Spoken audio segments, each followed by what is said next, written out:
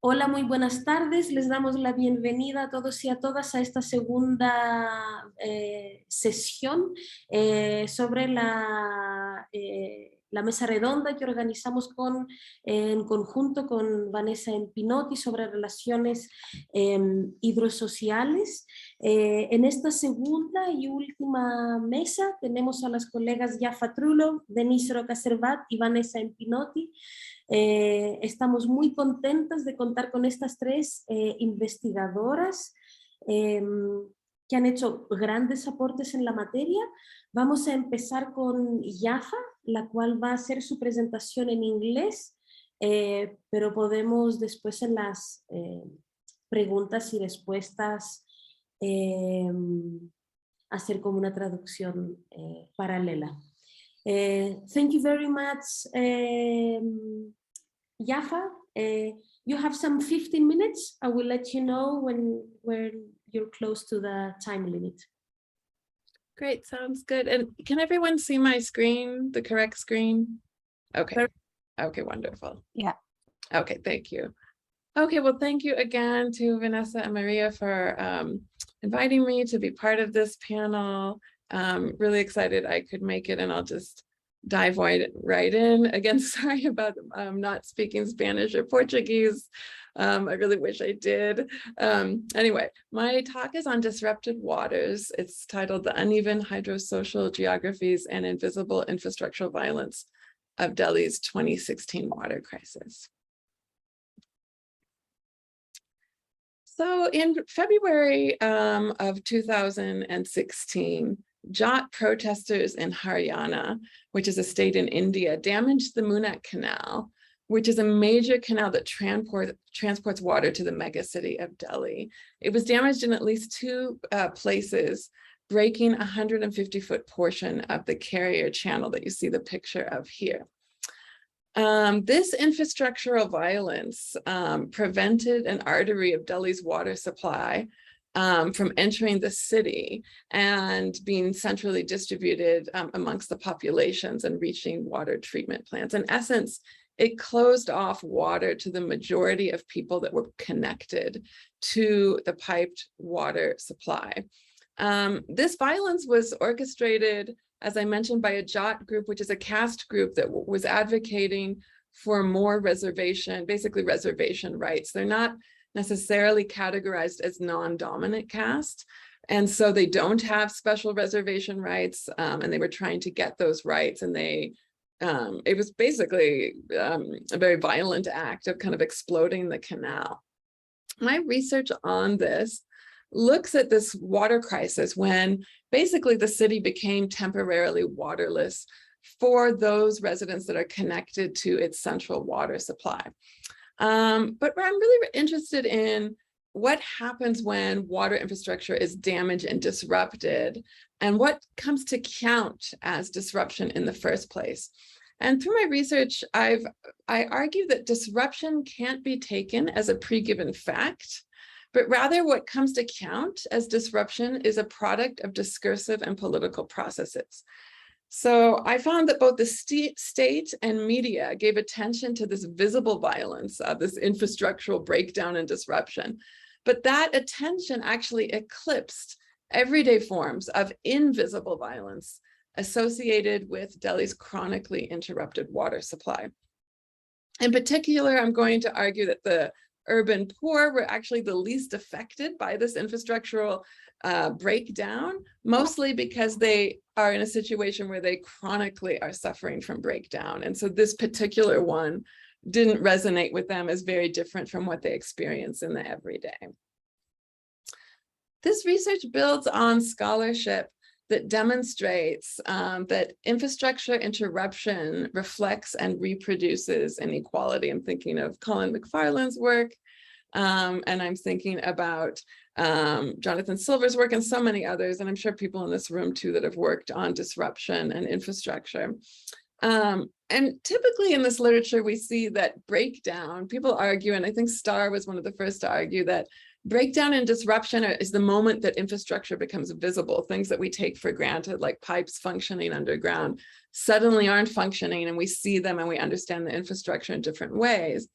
But my research has found that actually this disruption in Delhi was a force that made everyday water infrastructures invisible, meaning it focused so much attention on a particular aspect of the water supply that became visible at the expense of all the other breakdowns and disruptions that are more chronic that actually don't get attention. So it's more, for me, it was more complex than saying that breakdown really leads to visibility. For me, it can be a tool to perpetuate invisibility of everyday problems and water scarcity. And this research also examines the situated and embodied forms of infrastructural violence on the everyday scale. So I'm going to move forward from there. But before I go into some of the findings, I want to give a brief background of Delhi's unequal water supply prior to this infrastructural violence, what I'm calling the Jat agitation, when the Munnak Canal was basically damaged and water stopped flowing to the city from that canal. What you're seeing in this map is a diagram of all of the water sources that entered Delhi. And if you look at the aggregate amount of water that comes into Delhi and you divide it by the population, you actually get more than 200 liters per person per day. This is actually quite a lot of water. It's supposed to be the highest in all of South Asia. So on the surface, it doesn't look like Delhi has a chronic water problem at the aggregate scale. However, if you scratch beneath the surface, there are two contradictions that immediately come to light.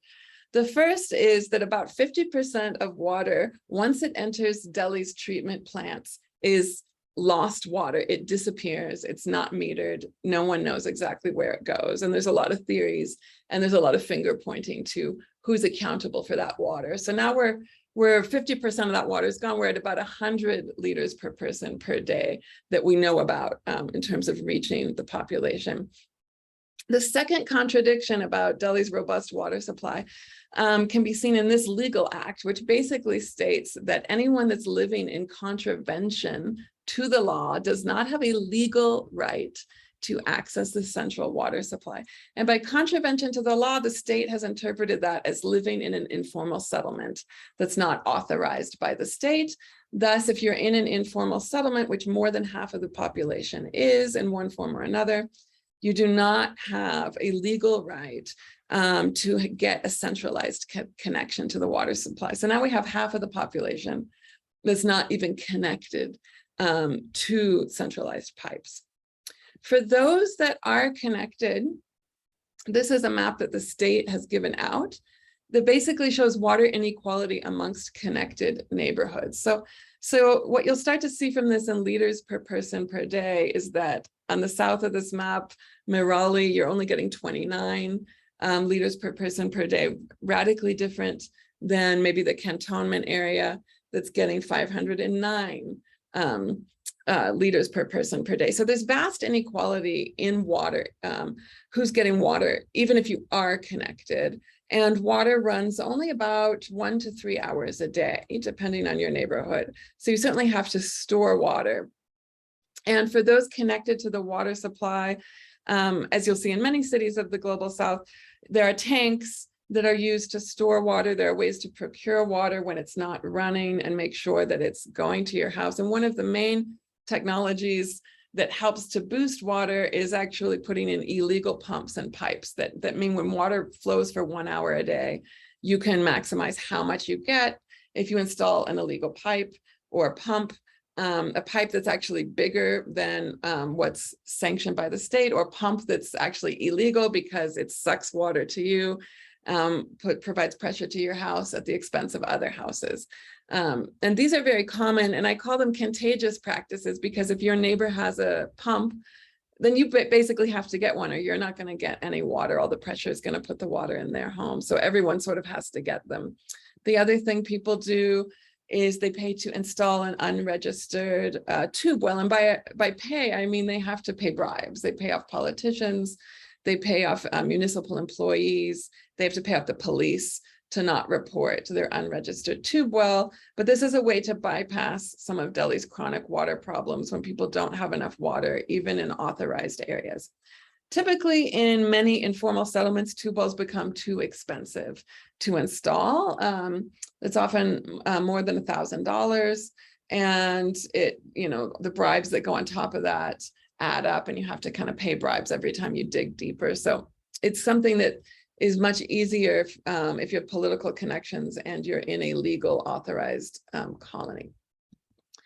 For the more than 50%, some estimates are closer to 70% of the population that lives in one form or another of informal settlements, there's actually no data I can give you about how much water they access. But this population group, some estimates that have been done, small studies, are saying around 25 liters per person per day, which is less than the WHO recommends for basic survival. And how they access water is very fragmented. It might be a hand pump. It is often a tanker from the state that arrives sporadically. It often doesn't come every day. You don't know when it's going to come. So you see this woman here sitting with her, some of her containers to fill water on the side of the street. She's in an informal settlement waiting for the tanker. When I took this photo, the tanker never showed up that day at all. And so people are staying back from work. Often this is a gendered task. And so it's really the gendered labor of trying to find water can stretch into 4, 5, 6 hours. She waited 3 hours for this tanker. It never came. And certainly impedes on all kinds of other life opportunities and other labor that women need to do to get by in the city. So this is a bit of background of sort of the water scarcity, kind of the extreme water scarcity we're starting to see in the majority of the city, whether there's infrastructural violence in the Munak Canal or not. So this gets me to my first contention. What comes to count as infrastructural disruption or breakdown is not pre-given, but it's a discursive and political process. And here we see a picture of people waiting for a tanker during the Jat agitation when this Munak Canal was exploded. And you see this kind of picture in the paper, and suddenly waiting by a tanker or waiting with containers for water, which I've already kind of shown as a kind of normal task of the urban poor, when it hits the middle class, it makes the headlines.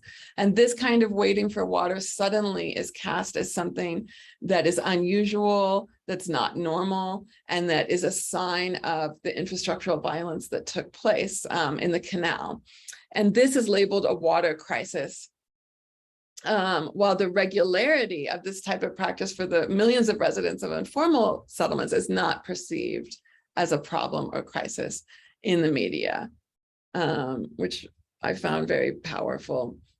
Some of the politicians during the crisis have given quotes also narrating this type of disruption and this type of water scarcity as an exception. So the chief minister of Delhi during the crisis said, "So dry day starts from today. No water supply at my home. This morning, no hope to get water in the Munak Canal. Tough days ahead for Delhi," as if Delhi normally is provisioning water to its population and normally everyone's getting it, and this is an exceptional event. Again, the water minister for Delhi stated something similar. He said, "Water is suddenly a luxury. At least for the next 10 days, we can't afford to waste it." Basically saying that in the future, this is only a temporary 10-day problem. It's an exceptional problem, and it's a disruption of high magnitude that doesn't normally enter the city. And of course, all of this attention that officials and the media gave to this infrastructural violence made visible particular aspects of disruption and repair. So here you see the army being deployed at the edge of the Munak Canal to stop any violence or any disruption at the canal, to repair it. Engineers were sent to the canal to fix it. Many politicians went to visit and to ensure water that would begin to flow through the canal and enter the city again. Meanwhile, pipe systems to residents' homes that were not covered by the grid, ad hoc pipe systems, continued to be disrupted and are not mentioned. And again, this isn't a minority experience, but a majority experience of being kind of excluded from the grid. Another set of components of water infrastructure that were targeted for intervention and repair were water treatment plants.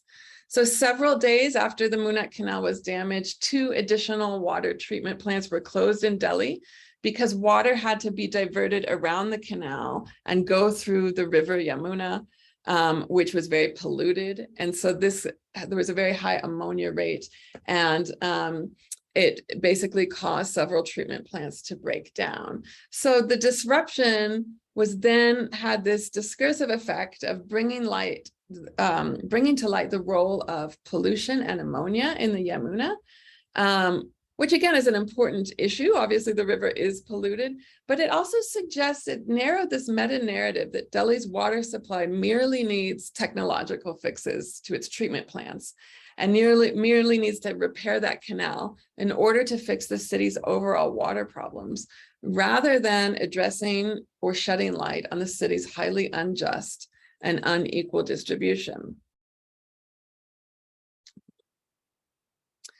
So the next thing I want to briefly discuss before I run out of time is the situated and embodied effects of disruption. So I'm very interested in using a feminist political ecology lens to come down to the bodily scale to try to analyze which communities, which social groups, and which bodies are actually bearing the brunt of different forms of disruption.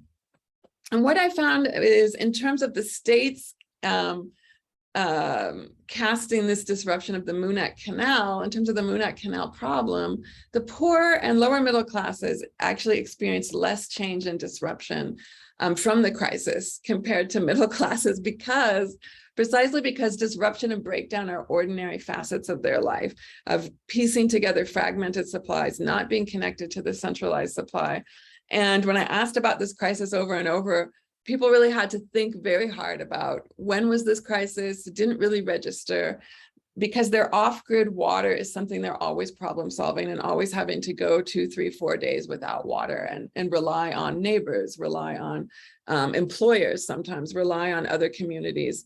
And so this wasn't a significant event for them compared to their daily problems of not being connected to reliable water. And I'll just show some of those hardships. For example, in one of the neighborhoods, a small slum of 5,000 people that I've researched for a number of years, they rely on a combination of state tanker water that comes sporadically. And so during the disruption, it still came sporadically. It wasn't something they could rely on. And they also rely on what you see in this picture, which is a local tube well. And this tube well is run by a local chieftain that's in charge of it, along with an NGO. And they have to kind of negotiate with this local chieftain for water, and they don't get it regularly. Right here in this picture, it was just running to that spigot for about 10 minutes. And there were about 15 people that wanted to fill water from that one spigot in 15 minutes. So the micropolitics in this settlement means that the water problem is pretty tremendous for groups that don't have political pull with the local chieftain and can't get on his good side and access more water. And so again, the bodies, at the bodily scale, we see a lot of gendered, class and ethno-religious dimensions of everyday forms of ordinary disruption. In particular, non-dominant caste groups who occupy a disproportionate number of the homes in informal settlements struggle more to access water, and women within this are doing the infrastructural labor to find water. And so my research in other veins has kind of tried to bring attention to this kind of disparity. Another settlement that's not connected to the grid, that can afford, some of the households can afford to purchase private tanker water, also didn't experience disruption from the Munat Canal violence, because they rely on tube wells from outside the city. Tankers bring water from those wells, and they pay a pretty high price for that water. And that had nothing to do with the overall centralized grid being disrupted. So again, this colony, you're seeing pictures of 100,000 people live there.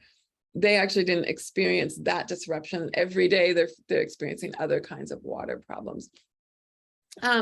My evidence from authorized colonies, those colonies that are connected to the grid, They also have sort of a joke for this disruption, because they also say, although their situation does not come close to what's going on in informal settlements, they don't have those kinds of struggles. They do have a centralized connection, but oftentimes it's only running 1 hour a day. And for various leaks and other reasons, having to do with that chart where there's a lot of inequity in the centralized supply, they're experiencing regular disruptions.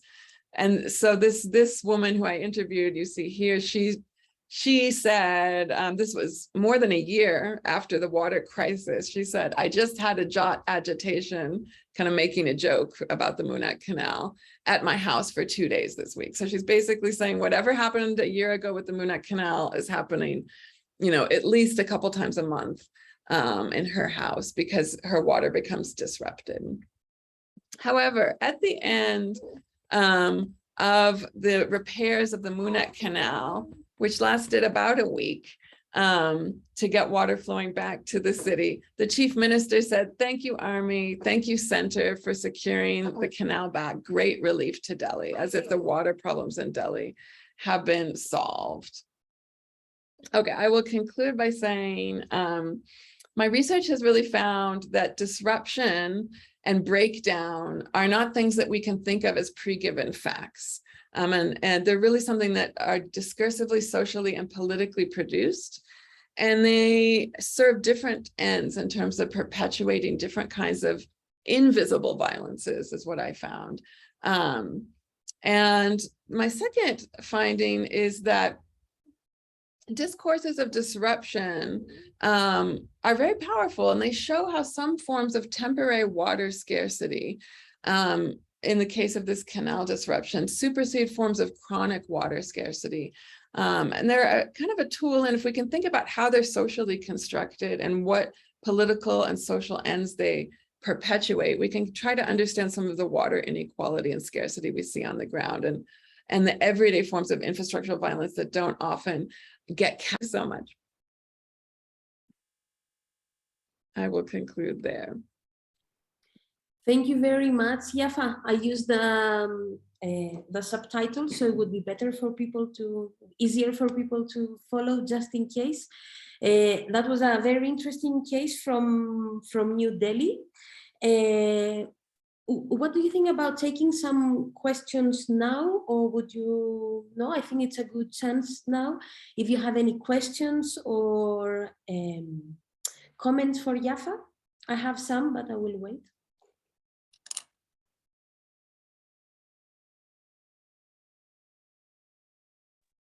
I could start if nobody is ready for. First of all, thank you, Yafa, for presenting your work. It was so rich, and the analysis brought so many questions. I was curious in relation to the methodology that you applied to collect the data, but there are two questions here. First, you present a map that showed the distribution of water availability according to the neighborhoods. So I would love to learn how you got this information, or if it comes from your research, or if it comes from somebody else or an institution, or what is the source for it, because it's such a unique data.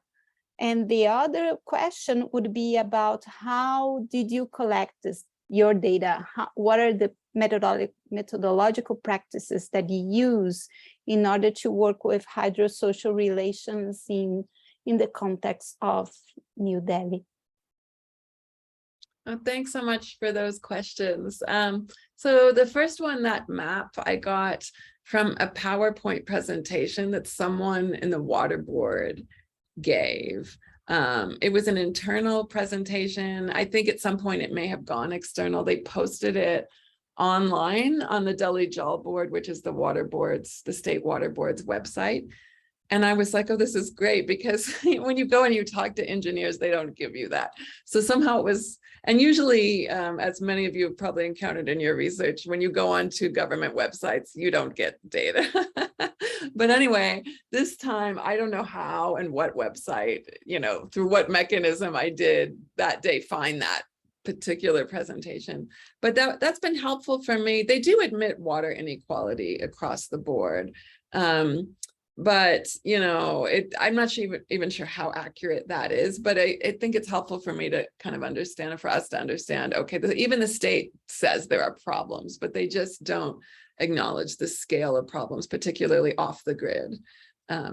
So yeah, and then in terms of methodologies, what helped me with this research is that, to kind of get back to your core questions about hydrosocial geographies, is that really, I've been doing that research in Delhi in some of those same communities for like more than 10 years. Some of them I visited, particularly the small slum community I was talking about, the micropolitics and the tube well. So it's helped me to, I was doing research there since 2008. So this crisis happened in 2016. So it was very easy for me to go back and talk to the same families and the same community. And I realized that kind of research, especially now when you have like a baby, isn't always that easy to accomplish. But I did have a chance to do this long-term thing and have that long-term view. And then in terms of the other communities, I've also found it helpful to do kind of informal conversations and focus groups as part of my methods. So not always going like, I'm going to do an hour interview with every person that I talk to, or I'm going to go back multiple times. Sometimes just walking through the streets and chatting, especially if it's something about a particular event, like this happened in 2016, where were you? I could gather a lot more feedback. Not all of it went into like this paper, but a lot more feedback from people of chit chat, that it's just very informal, of what happened to them, what their impression is. And then I could spend 3 days and talk to 60 people, which for qualitative researchers would be normally, that would take a lot longer than 3 days. But just, I think that for certain types of research, it can be really useful to kind of understand some of the broader questions that are coming up amongst 60 people that then I could use to do more in-depth interviews in the future and get a different view. So for me, for this particular paper, some of these other techniques I found really useful in lieu of doing years of research in one site. Also, just following people around has been my big thing. I just love to just see what they're doing, if they're willing to have me around. And when you kind of gain a little bit of trust and people want to just like have you see their routine and they're willing to let you watch, I feel like that speaks so much more powerfully than a lot of the interviews I do, because people won't remember to tell you all the little things they're doing. They don't think it's significant, but observing it and seeing it, and you really can see the kind of infrastructural labor that people are carrying out every day and what it really means for their routines and how difficult it is. I think that's been super useful. So thank you for those questions. That's a great question, Vanessa. Besides, our panel is also, because with Vanessa, we have been wondering on how are hydrosocial studies, I don't know if the verb is made, ¿no? Decimos con Vanessa y Jaffa, ¿no? Como que lo que nos motivó a hacer estas sesiones era porque nos preguntamos con Vanessa cómo se hacen los estudios hidrosociales, ¿no? ¿Cuáles son las metodologías que estamos utilizando?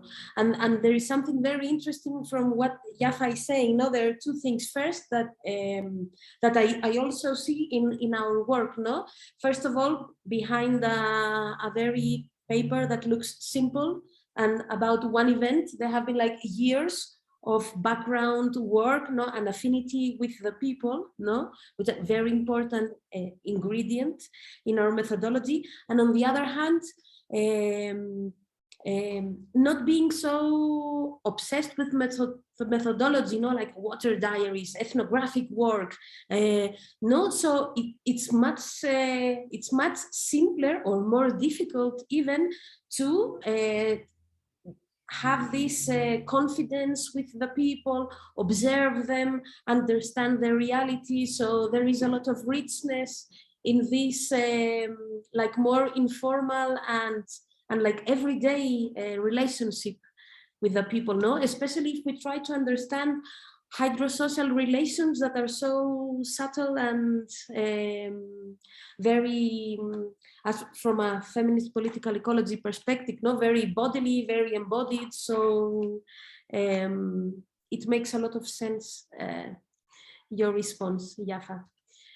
I don't know if somebody else would like to take on that or have another question.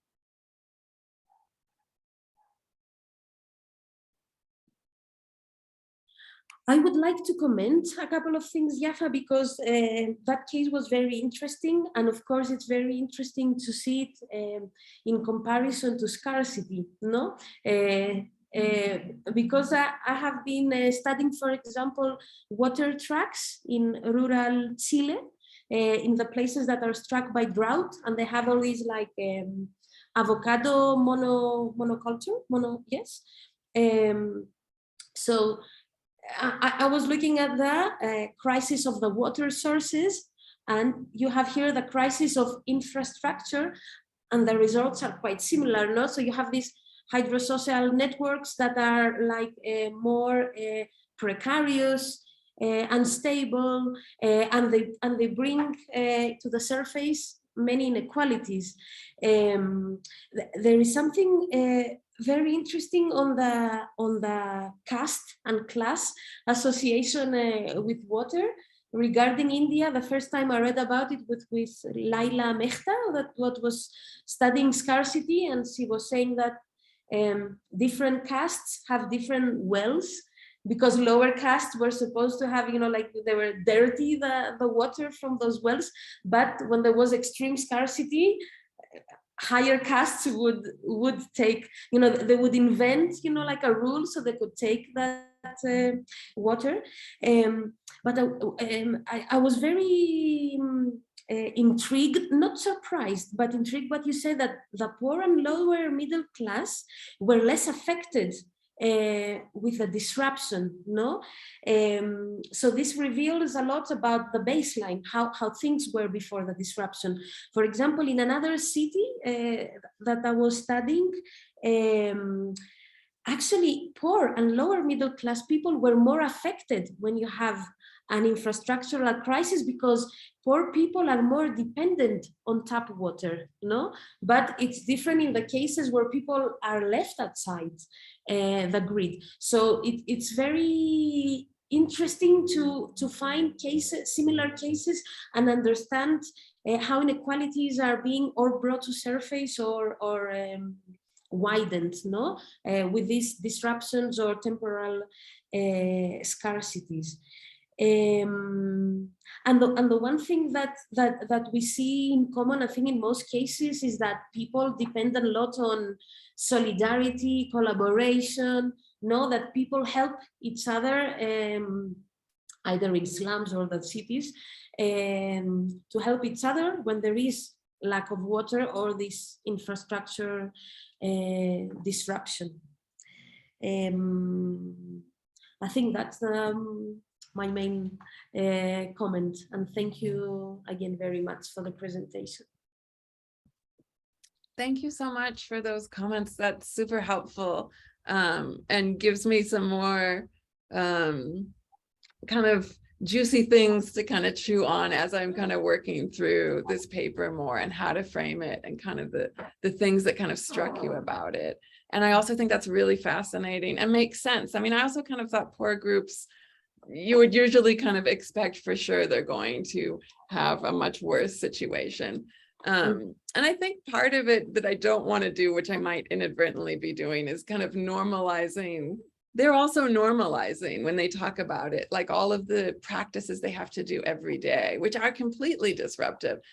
It's just, it's not that dramatically different, whether there's a Munich Canal crisis or not. But those practices are extremely disruptive in terms of to their lives and what infrastructural disruption does. Oh, you think so too? You think so too? So yes, thank you so much for kind of commenting on that. I found it really, really helpful. No, it's great. So thank you very much, Yafa. I don't think we have any more questions. We still have the end of the panel. Hope Jaffa will still be with us. Okay, so we can pass to Denise. Denise, would you be ready then? Ya, Yes. pasamos a Denise. Okay. Voy a sacar los subtítulos entonces. Agradecer muchísimo a Jaffa y seguir con nuestro panel. Denise, cuando quieras puedes compartir pantalla. Ah, sí, perfecto. Muy bien. Vamos a dejar un poquito más de 15 minutos. Como sois 3, así pueden, pero unos 20. Perfecto. Así pueden desarrollar cómo presentar con tranquilidad, igual nos deja tiempo para conversar. Muchas gracias. Gracias a María, Vanessa, y también muchas gracias. Thank you, Jaffa. It was a very wonderful presentation. Es una oportunidad también para conocer el trabajo de cada una de ustedes. Entonces, creo que estos eventos que inclusive con la pandemia se han afectado, pero también nos traen la posibilidad de conectarnos de manera virtual. Les voy a presentar unas reflexiones, no están terminadas, son como un punto de referencia para pensar las relaciones hidrosociales desde el sur epistémico, como unos aportes teóricos y metodológicos a pensar esto partiendo de una investigación empírica de más de 5 años desarrollada en Colombia. Entonces, planteo en primer momento pensar como el agua urbana, que es este laberinto urbano, estas ciudades cada vez más llenas de problemas, en el sentido de que son como unas estructuras socionaturales, densas, difíciles, a veces también con múltiples necesidades y formas de exclusión. Entonces vemos que esta espacialización, esa espacialidad urbana, cada vez más es el devenir de la civilización moderna. Nos estamos adentrando a una manera de pensar urbano en donde todos los lugares rurales también se empiezan a urbanizar. Se habla de las nuevas ruralidades, que son espacios inclusive rurales urbanizados. Entonces, cada vez más nos plantea esa transformación de la socionaturaleza con la industria, con la producción y el capitalismo, nos plantea retos en torno al agua. ¿Cuáles son los problemas del agua y cómo esos problemas del agua se expanden en todas las urbes? Entonces, vemos que si la pregunta es si solamente existen problemas del agua en el sur global, entonces ha habido primero un discurso desde el desarrollo basado en que en el sur global era donde había y hay la mayor cantidad de inequidad en términos del acceso y la distribución del agua. Pero a la misma vez, si bien eso es cierto, también estamos experimentando un colapso de las ciudades en el norte global. Vemos casos como en Estados Unidos, muchos casos en Flint, en Michigan, que fue uno de los más mediáticos. Inclusive hay un documental de Michael Moore que habla sobre este caso, de cómo ya el agua de la tubería ya venía contaminada con tóxicos. Obviamente que hay muchas razones, inclusive los materiales con los cuales se hacen estas tuberías, el tiempo, el largo tiempo en desuso en que no se cambian, la falta de administración, etcétera, inclusive temas de justicia ambiental. Entonces vamos a ver que cada vez más hay ciudades como Nueva York, como París y otras, donde vamos a ver también inequidades internas en las ciudades, personas que están a las márgenes, en la periferia de estas grandes ciudades que tampoco tienen acceso al agua o es un agua de muy mala calidad, que ya atenta al tema de la salud de las personas. Entonces, globalmente, ¿qué se ha hecho? Se han lanzado todas estas iniciativas, ¿no? Una muy importante donde América Latina, particularmente Bolivia, tuvo una resonancia fuerte con las guerras del agua, fue el derecho humano al agua en el año 2010. De todas maneras, claro, el derecho humano al agua, igual hay una concentración grande en el acceso humano, ¿no? Del ser humano. Vemos también el desarrollo sostenible con todos sus diferentes objetivos, pero tenemos el objetivo de la disponibilidad y el acceso a los servicios de agua. Tenemos la gestión integrada de los recursos hídricos, que ha sido como se planteó en su momento como una gran manera de gestionar a partir de las cuencas hidrográficas el agua. Y más recientemente la gobernanza tripartita, que es Estado, sociedad civil y empresas, en la gobernanza del agua, que muchas veces ha terminado por unos conceptos que tienen que ver con el pago de servicios ambientales y a veces se vuelve a mercantilizar también el agua. Entonces, como parte de esto, iniciamos un proyecto de investigación con la Universidad de Montreal y la universidad donde yo ahorita trabajo, la Universidad Pontificia Bolivariana en Medellín, que era historizando la urbanización del agua en Colombia.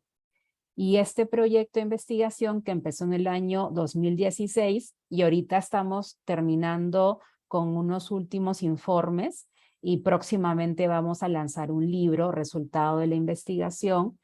Se planteó hacer un trabajo con un equipo en la Universidad de Montreal y un equipo en la Universidad de Medellín que colaborara todo el tiempo haciendo investigación en Colombia en 4 ciudades. Se hizo investigación en Medellín, en Bogotá, en Cali y en Barranquilla.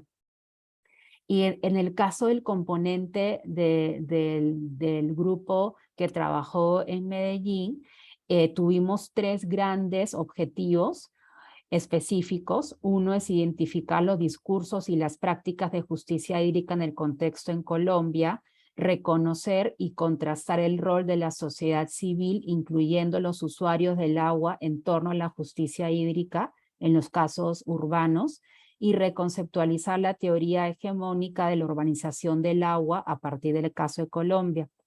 Ahí hemos contado con el aporte de María Botero Mesa, de Jessica Pérez, de Juan David Arias, de Erika Meneses, que todos ellos como investigadores e investigadoras también han podido participar con diferentes trabajos de grado, de maestría, de doctorado, que han aportado también a este análisis de relaciones hidrossociales en entornos urbanos.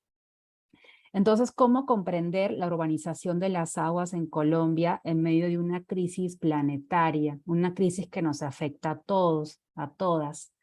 Entonces, partiendo un poco desde un marco teórico que trata de revertir esta famosa línea de Brundtland, que esta línea Brundtland fue justamente estipulada para dividir el norte desarrollado del sur desarrollado, y el sur era el subdesarrollado y los otros del norte eran los países desarrollados en esta idea del progreso, ese progreso moderno, muy neoliberal, capitalista.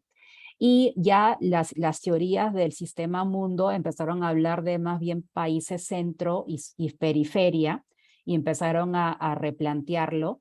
Más aún las teorías decoloniales empiezan a hacer un giro en estas relaciones de poder y geopolíticas del conocimiento, inclusive la manera como mapeamos y cómo representamos en los mapas qué es el norte, qué es el sur, y lo que implica en términos de cargas, de prejuicios y de una serie de contenidos peyorativos.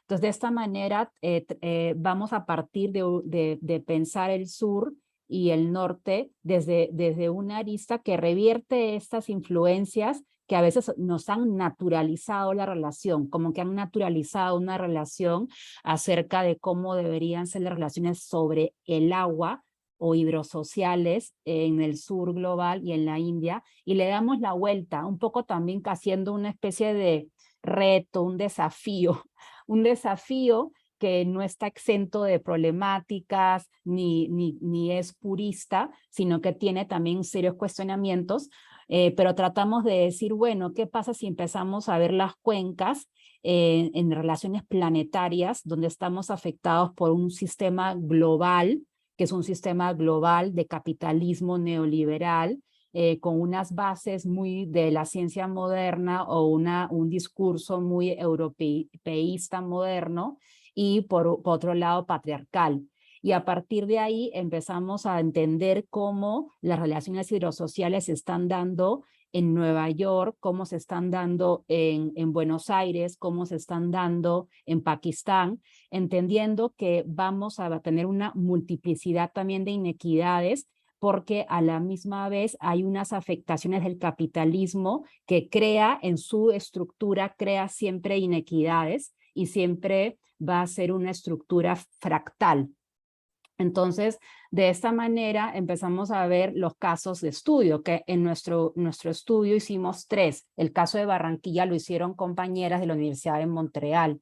Entonces estudiamos Medellín, Cali y Bogotá, y estas ciudades son las ciudades más importantes de Colombia. La capital es Bogotá, pero Medellín y Cali son las 2 segundas ciudades de importancia después de Bogotá. Cada una más o menos tiene como 4 millones de habitantes. Bogotá sí es un poco la más extensa, con aproximadamente 6 a 7 millones. De todas maneras, en la zona, esa es la zona super urbana metropolitana, pero si se extiende a todas las otras regiones, cada vez son áreas conurbadas. Entonces ya podemos ver unas ciudades muy parecidas en su manera como crecen. Vemos que las 3 tienen ríos, tienen humedales, muy importante porque está el río Medellín, acá está el río Cauca en Cali y está el río Bogotá en Bogotá. Y están en zonas de humedales. Por ejemplo, Cali, toda esta parte que ustedes ven acá que están con las luces al costado del río, eso es todo un humedal que poco a poco ha ido creciendo la ciudad y ya llegó a la frontera con el río Cauca. Y en el caso de Bogotá también era todo un humedal y todavía lo es. Si uno viaja en el avión puede ver a la hora que está aterrizando, por una parte está toda el agua y las lagunas y por otra parte toda esta ciudad de cemento. Igual similar en el caso de Medellín, que es un valle muy estrecho donde está el río Medellín que cruza de norte a sur y que también el río ha sido transformado en una infraestructura con una empresa de servicios públicos muy reconocida, transnacional EPM, que ha transformado todos los canales y las quebradas de la ciudad de Medellín.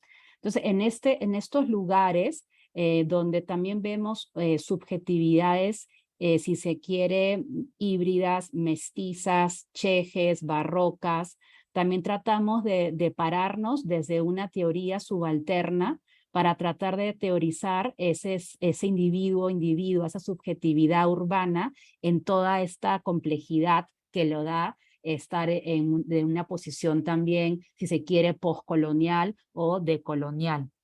Entonces, de esa manera tenemos como una base para darnos en estos 3 grandes pilares, campos de conocimiento, cada uno de ellos. Una es la ecología política latinoamericana, donde nos sentamos mucho en todo lo que ha sido el aporte de esta ecología política en la naturaleza colonizada. Todo lo que va a ser el aporte de cómo se ha colonizado también la naturaleza y nosotros mismos como naturaleza en estos discursos del desarrollo. Y a partir de ahí también pararnos en una producción situada de conocimiento. Entonces, tratando un poco de evidenciar qué significa producir conocimiento, desde dónde lo estás produciendo. Ahí también hay un aporte grande del feminismo latinoamericano, ¿sí? Que cada vez más estamos tratando de hallar estas conexiones entre la ecología política y el feminismo latinoamericano. Por otra parte están los estudios sociojurídicos críticos. O sea, acá sí hay un elemento que me ha parecido importante, es el Estado, la política, y entender siempre la institucionalidad.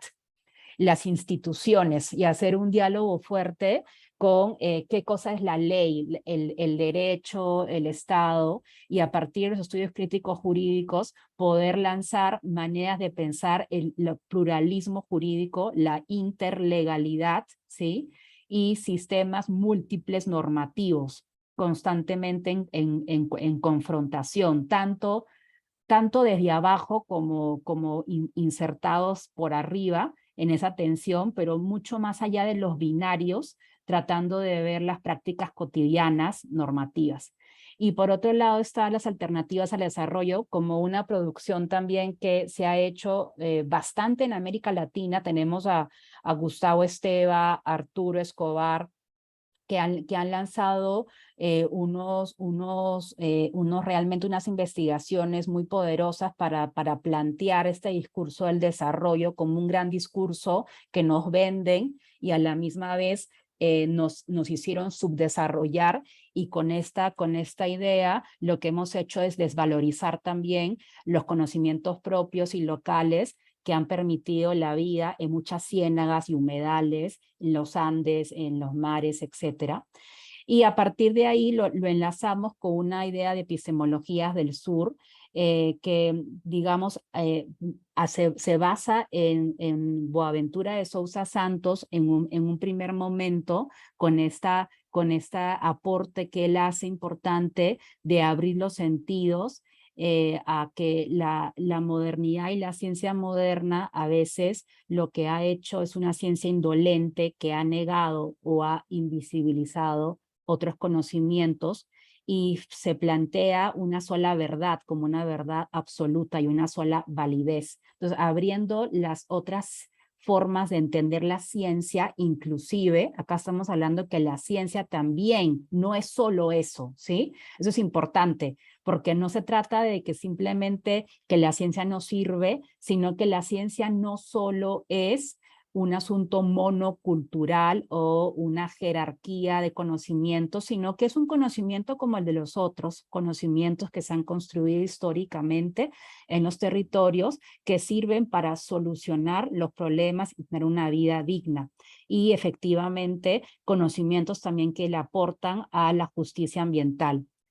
Entonces, a partir de ahí, el método, uno de los métodos que hemos utilizado va a ser mucho la etnografía, como esta idea de pasar el tiempo con el otro, con la otra, pasar el tiempo, estar con las personas, tanto en la periferia, porque tratamos de hacer investigación que podamos entender el día a día, lo cotidiano, pero también los discursos, digamos, institucionales, eso es a partir de entrevistas, pero todo el trabajo, digamos, de la comunidad para entender el día a día, nos hemos creado como talleres de arte también, formas también muy lúdicas y formas también de caminar mucho el territorio. Hay todo un asunto de lo que significa caminar las montañas y los territorios hidrossociales, que cada vez se hace más presente para entender la relación de nuestros cuerpos con el territorio, ¿sí?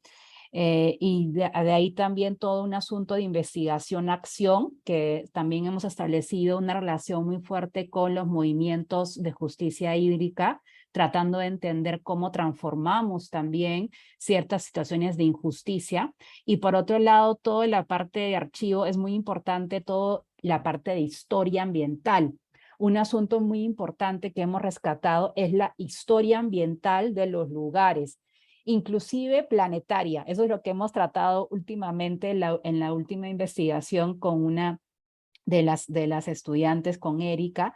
Tratamos de ver cómo podríamos entender la transformación geológica para entender un poco esos aspectos del subsuelo, por ejemplo, la mineralización, lo que va a ser el efecto del suelo, el tipo del suelo y cómo eso va a llevar o no a ciertas relaciones que hoy en día pueden ser vistas como de riesgo o de cambio climático, etcétera. Entonces también un poquito la parte de historia ambiental, la historia geológica, nos ayuda mucho a situarnos para entender ahora también esas transformaciones y rompiendo con el antropocentrismo, si se quiere, y con esa idea de solamente situar desde las ciencias sociales, sino a abrirnos a entender la relación mucho más sistémica, o sea, mucho más ecológicamente sistémica de esto que llamamos la vida en este planeta.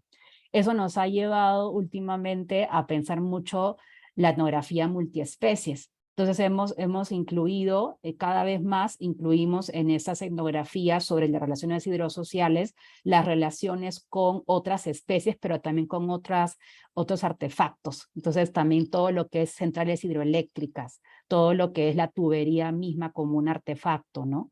Y en el caso de las especies, otras especies, hemos encontrado aliados en las hormigas, hemos encontrado aliados en peces, en diferentes especies que también están en las mismas confrontaciones. Ya terminando, esta digamos, pequeña tabla son algunas de las resultados que estamos como teniendo de la investigación sobre cómo ese tipo de metodología en este marco teórico nos ha permitido evidenciar que el discurso global se para en un punto de referencia muy distinto a las prácticas cotidianas que se están realizando en la periferia, en las fronteras, como en las fronteras inclusive de lo urbano y lo rural, las fronteras del capital, las fronteras de cooptación, diferentes fronteras, y donde vemos todavía estas posibles cambios de alternativas a este modelo de desarrollo.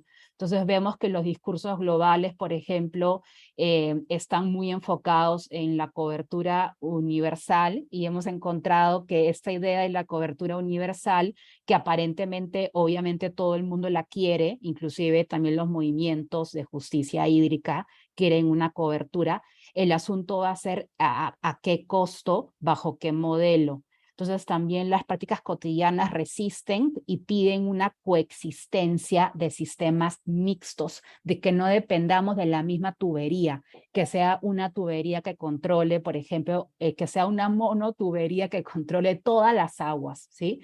Y en ese sentido también hemos encontrado que la naturaleza del agua es múltiple y que por lo tanto el sistema moderno, así como nos ha entrenado a pensar solamente en un discurso del desarrollo, también en que hay solamente un agua, eso ya lo han dicho varios políticos ecólogos, pero a la misma vez queremos hacer más evidente esto de la urbanización de las aguas. Por eso, digamos, hemos revisado esto, que no fue así cuando escribimos la investigación, pero ahora como producto de los hallazgos es que son la urbanización de las aguas en Colombia, ¿sí?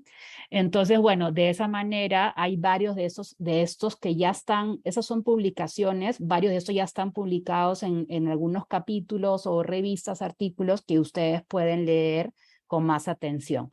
Yo, bueno, creo que eso sería todo y les agradezco mucho. Muchas gracias, Denise. Yo estoy encantada con esta sesión. Me han gustado mucho las presentaciones. Felicitaciones, muy buen trabajo, muy interesante.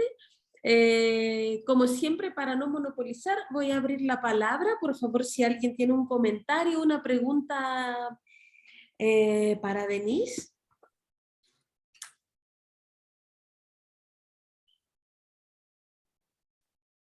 Yo puedo romper el hielo. Vanessa, ¿querías decir algo quizá? Would you like to add something, Vanessa? Não, pode começar. Depois eu faço a minha pergunta. Perfecto. Súper. Tenía una pregunta, Denise, y la respondiste en la última diapositiva, porque te quería preguntar qué querías decir con reconceptualizar la teoría hegemónica de la urbanización de agua. Y esta última tabla resume súper bien todas las preocupaciones que nosotras también vemos en nuestros casos respectivos, ¿no? Que está sucediendo en las ciudades latinoamericanas y con respecto al agua. El tema de la transdisciplina y el conocimiento situado en combinación con el feminismo y una redefinición de la justicia, parece que están como en común también, ¿no? Cuando una intenta como explicar también cierto tipo de injusticias, tanto por sus impactos, pero también las causas en realidad, ¿no? Para poder comprender qué es lo que está sucediendo con las desigualdades hídricas urbanas. Y tengo tan solo un comentario, como ya respondiste a mi pregunta, sobre los estudios sociojurídicos críticos. Y efectivamente, el tema de la justicia viene una vez de nuevo como... cuando porque yo entiendo que tú también te mueves, ¿no? Por tu investigación por la justicia social y ambiental, es inevitable no cuestionar la justicia, ¿no? Entonces allí hemos visto muy buenos trabajos desde la geografía legal.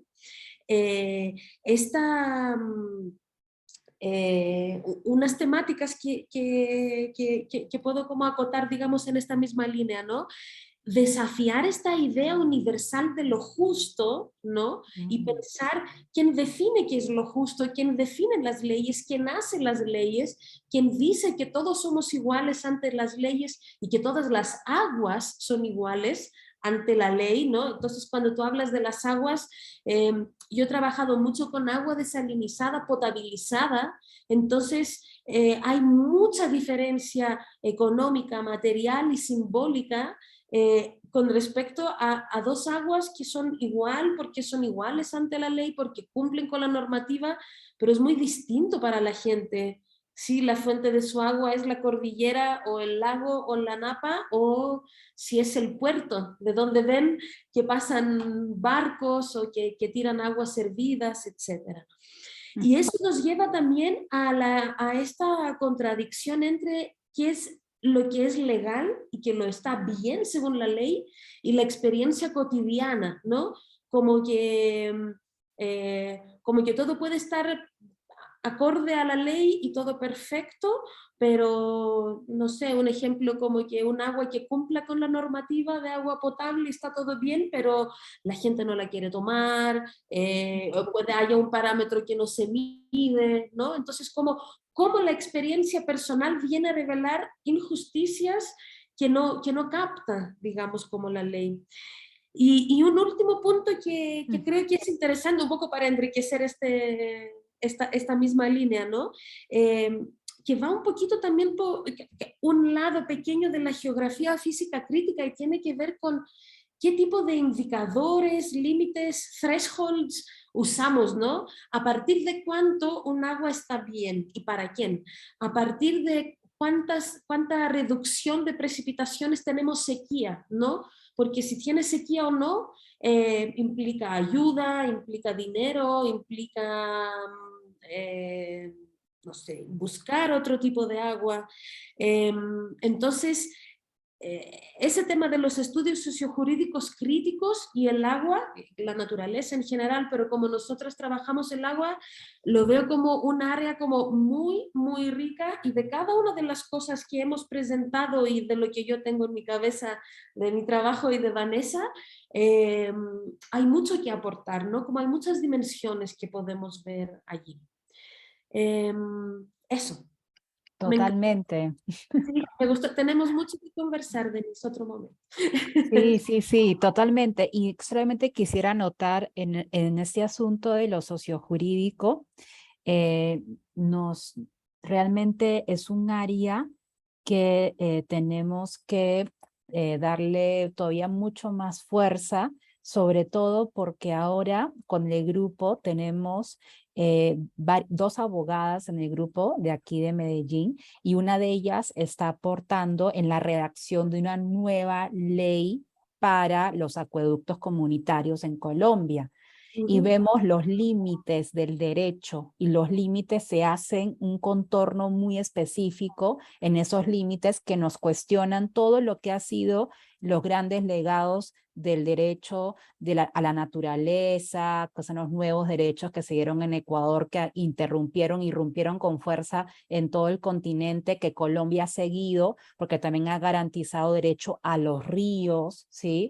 A la Amazonía, bueno, una cantidad, pero que en el fondo nos quedamos en una situación a veces como una gran un lugar sin salida a veces, porque a veces quedan como esos grandes discursos, pero en las prácticas cotidianas, como dice María, vemos muchas contradicciones, inclusive tratando de hacer una relación con la ley, que es una ley progresista, tratando de que la ley progresista sea de alguna manera materializada, y cómo se dialoga con eso. Entonces creo yo que en el tema del agua, ahí en ese asunto de lo jurídico, porque lo jurídico es un lenguaje suprema, es otro lenguaje aparte de los biólogos y aparte de los científicos, que nos está dando pistas también para integrarlo en esa intertransdisciplinariedad. Entonces, no, muchas gracias María, y me encanta también ese posible diálogo.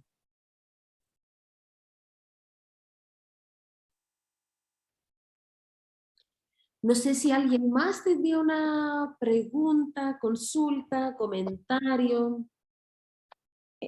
Bom, eu gostaria de fazer uma observação, agradecer, Denise, pela apresentação, foi muito rica também. Me chamou bastante atenção, porque essa é uma questão que eu e a Maria, por isso que uma das razões que nós montamos essa mesa, foi de como eu acho que o teu trabalho, Denise, mostra esse caminho, uma direção, de como olhar para as relações hidrossociais a partir de uma chave teórica diferente, né? Então, esses 3 grandes grupos teóricos que vocês escolheram, eu acho que essas chaves teóricas, elas trazem essa oportunidade de entender os processos que estão acontecendo de uma outra forma, mas, ao mesmo tempo, ela traz um desafio muito grande, que é, como vocês estavam colocando, a questão das limitações das leis, que são baseadas numa outra leitura de mundo, né? E mesmo do diálogo com outras análises hidrossociais. Então, eu queria que você falasse um pouco mais desses desafios de diálogo e se o que vocês começaram a encontrar, você percebe uma diferença já na forma dos resultados que vocês estão observando. Sí, esto es todavía muy reciente, entonces todavía, digamos, inclusive hace falta publicar más acerca de estas ideas. Por ejemplo, esto que acabo de presentar así tal cual no está en ninguna parte. Digamos, tenemos escritos de los resultados de los estudios de caso, porque acá hay un asunto muy importante que es lo que decía Yafa, decía María, el tiempo que toma empezar a articular muchas investigaciones que venimos haciendo del agua, porque ya conforme pasa tanto tiempo y haciendo investigaciones desde diferentes ángulos, empezamos a encontrar esas interconexiones que se van dando.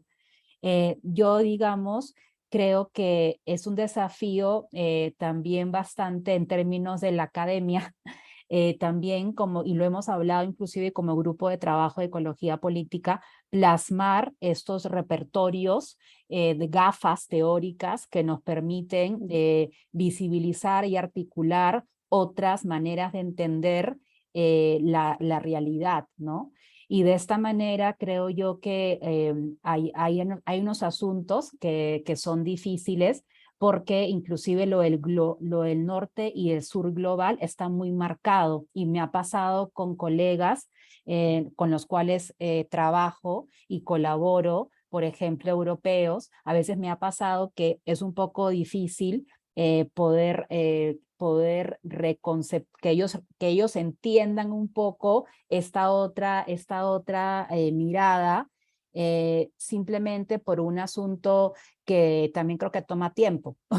Creo que no es un asunto que sea como muy fácil, sino que implica también una capacidad de poder argumentar, poder dialogar, poder sostener conversaciones, y eso es algo que necesitamos. Creo que también necesitamos mucho estos espacios de poder tratar de tener espacios donde nos podamos posesionar con otras teorías que aporten también al estudio de las aguas en el planeta y que podamos reivindicar esos otros sures. Creo yo que estamos en mora de hacer un trabajo de reivindicar estas y otras teorías múltiples sobre esas justicias hídricas distintas, ¿sí?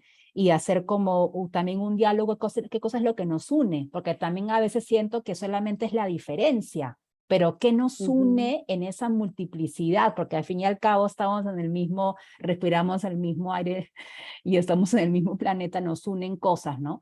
Entonces creo yo que ahí estamos, yo estoy abierta a seguir teniendo estos tipos de diálogos y a pensar de manera conjunta y a seguir teniendo estas reflexiones y que las podamos también, ojalá, hacer más evidentes en espacios, ya sea de la academia, más de centro en esta geopolítica y también en otros espacios de la toma de decisiones. Entonces, no, muchas gracias. Excelente, muchas gracias Vanessa, muy buena la pregunta y muy dirigida al objetivo del panel también. Si no hay más preguntas, podríamos pasar a nuestra última presentación por parte de Vanessa Pinotti. Vanessa, you can share your screen. Yo no hablo portugués, vamos a manejar entre inglés y... I just want to check if Yafa is with us, because then I can try to present. I wrote my presentation in Portuguese, but Okay. I can try to present in English. So Yafa, you can follow what you think. Yeah, if it's whatever works best for you, it's totally fine. I might have to, this guy's going to be fed soon, but I'll stay as long as I can. So whatever works. Okay. Okay. So I will try to do it in English. So let's see how it goes. Vou dividir a tela aqui. Cadê aqui?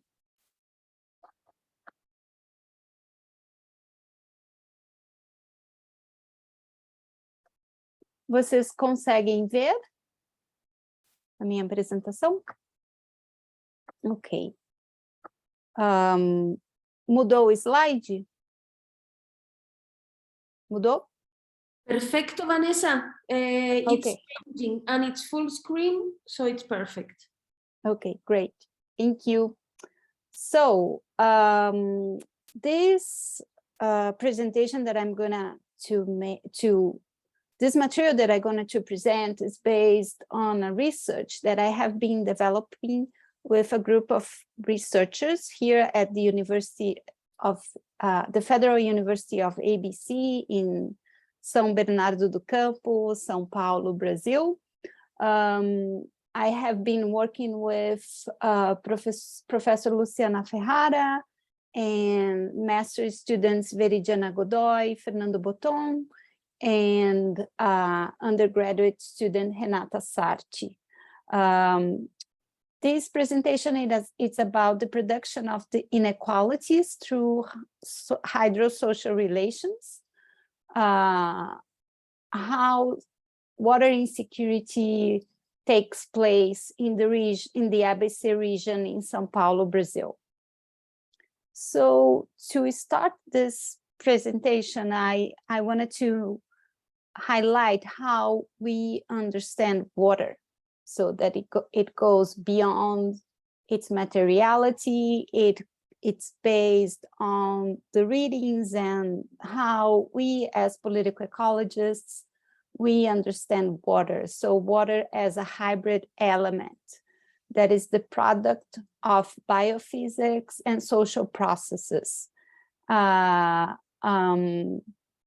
That goes beyond the understanding of its multiple uses, destinies, values that are incorporated in different ways and meanings of water for different groups. So it's a hybrid more than anything else. This is how I work with water in my research. And thinking through a hydrosocial perspective, when we look at water, we consider the social and territorial manifestations through the analysis of three main components: the materiality of water, the territory, and the flows of power. So water in the end is the result of the interaction of these different aspects, and that are brought together through hydrosocial relations. We developed this study on the context of urban settings. And we are looking at water security. We look at water security from a relational perspective. It means that it's not something separate from where it's taking place. We don't look only the relation between water, its materiality, and society, but how they influence each other. And this is when hydrosocial relations are there to help us to understand what's going on. And we also define urban water security as the transformation of relations between urban dwellers and water suppliers in order to improve equity and social equity and empowerment. So this is how, from the work that we have been doing, and this comes from an article that I wrote with an international team that have been working on water security. It's to bring the idea that when we talk about water security, urban water security, we're not talking about water security in urban settings, but actually we are talking about how processes like urbanization and development also produces water insecurity. So in these terms, like I said, water insecurity will be a consequence of such processes that produces inequality, like urbanization and development under a capitalist system. And more specifically, when we talk about urban water insecurity at the household level, we look at the incapacity to access and to benefit from water access in quantity and quality and in accessible price. So when we look at the water insecurity, we are looking at this capacity of having access to water in these different levels and dimensions. And then when we turn our reflection based on these concepts and definitions, we understand that the access to water is not just the result of the presence of infrastructure by itself. But even though in places where the infrastructure is in place, it doesn't mean that everybody will have equal water access. And this is something that we have been exploring in our research.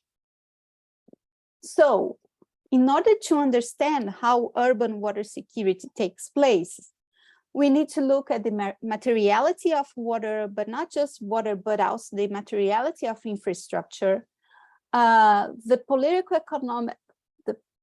economy processes that take place in the production of urban settings and the urbanization processes, the institutional landscape. So all the organizations and practices and governance that are taking place, not just at the state level in official and formal structures, but also at the day-by-day practices.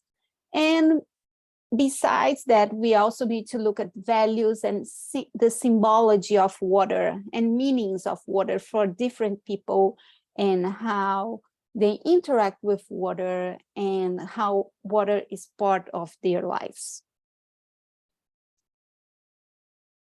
So in order to develop a research that is able to capture this kind of thoughts, we started to organize, and this is also a working in process, on how to develop a strategy to capture this kind of data based on the knowledge that we are that we just presented in understanding water security in urban areas. So it's our first step is to identify how water insecurity takes place and the characteristics of water insecurity. The next step would be to analyze the processes that produce such reality, and also the processes that should be taught, and maybe we could learn from the field work, or maybe we could produce based on the experience in the field work, but processes that would lead the involvement and empowerment of the community where we are working with. So it's not just a matter of doing research from an outsider point of view, but mainly interacting with people on the ground and making these communities and the people that live in these communities part of the research, and they also are able to appropriate the knowledge and use this knowledge to the ways that they propose their political fight and answer to their struggles. So this research, we look at the region of ABC. It's part of the metropolitan region of São Paulo. I'm going to show a map later on.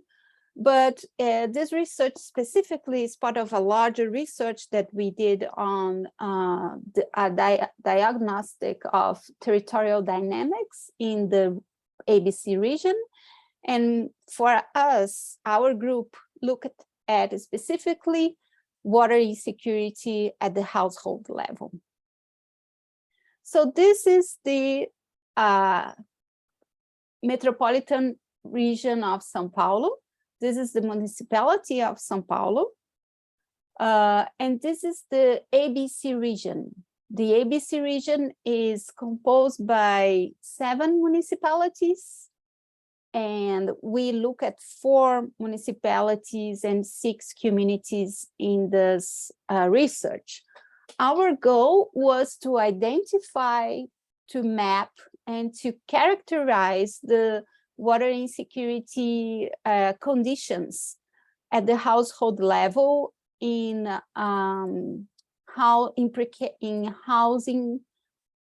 precarious housing conditions at the ABC region. So the methodology, then the first phase, we applied a questionnaire with 32 questions, where we looked at income, infrastructure, and water intermittency. So how often the water arrives at the households. We looked at the region of ABC. We look at 4 municipalities. In 3 of them, we look at in 2 communities, and the other 2 municipalities.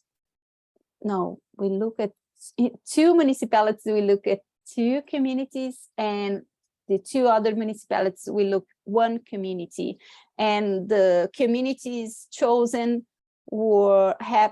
happened through a meeting with the leaderships, the local leaderships that would suggest communities that we could work with, that we should work with based on the research that we were doing, and also on their interest in learning more about these areas. The data collected happened at the household level, and we had the participation of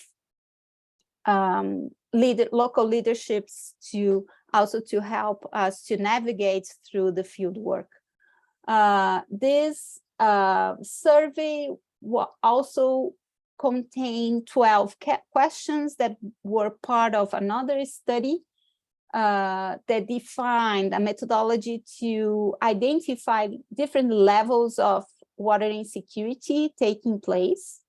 And these questions, it would look at how people would be worried if they didn't have water at home frequently, how it impacted their body, the cleanness of the household and their own cleanness, the water availability, their image and self-esteem. And this scale had 3 levels of water insecurity that we could capture through the data analysis. So these are the communities that participated. We look at the São Bernardo do Campo municipality, at the Pós-Balsa community and Montanhão community. In Diadema, we looked at 2 communities, Nova Iguaçu and Sítio Joaninha. In Santo André, we look at the community of Ipiranga 2, and in Mauá, we look at the community of Alto da Boa Vista. Here are the social movements that got involved in our research. So most of them are social movements that have as their main goal rights to housing in the city. And now they are also looking at water issues and housing in the city, besides all the other laboratories from the university and research groups. So here I'm going to show a few data, some data that we got from this research.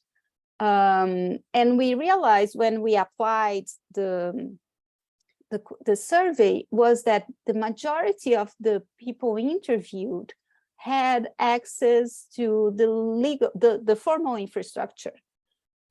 Just at the community of Pós-Balsa in São Bernardo do Campo, that 44% of the population, of the interviewed people, they had access to the formal water distribution, but on the other communities, we could find 100% and 97% and 96%, 86% of people interviewed that had access to the infrastructure. So here we can see, like I said before, that infrastructure is important, but it's not enough to guarantee water access in these low-income communities. Also, we looked at the intermittence of water, and not all, but the majority of the people we interviewed, they said that they suffer with water intermittency. Mostly it happens at night, and a large majority of them also have what we call caixa d'água. That is a kind of small reservoir. It's not a tank, but it's kind of a tank that each household should have in order to hold water during the periods where the water gets to their household. So they would have water throughout the day.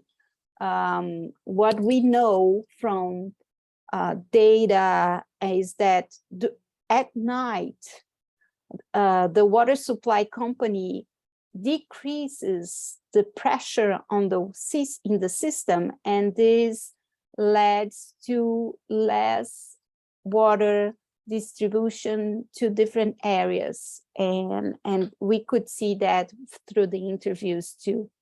So it's not a 24-hour, 7-day supply. That should be, but it's not. What we saw also is that a large amount of the income is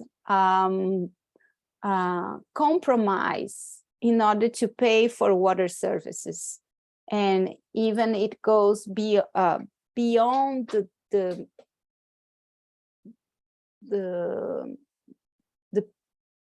expected, like, fair percentage that United Nations define as 3.5%.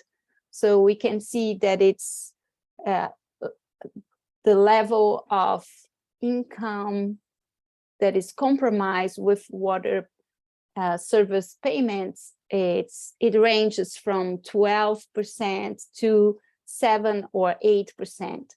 For the post-Balsa data here that we see 4% of income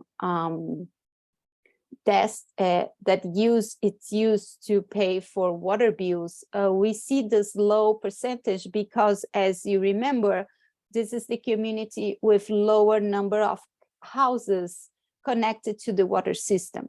So because of that, people don't pay for water because they are not connected to the system. So when we look at the percentage of households under water security in an average, we see that the Sítio Joaninha community has 80% of the respondents in conditions that we could consider water security, and then the other communities present in turn of 30% to 10% to 44% of the people, the interviewed people under conditions of water security. But then when we open to the levels of water insecurity, we start to observe that there are different levels of water insecurity taking place in each of these communities, even the ones with the highest level of water security.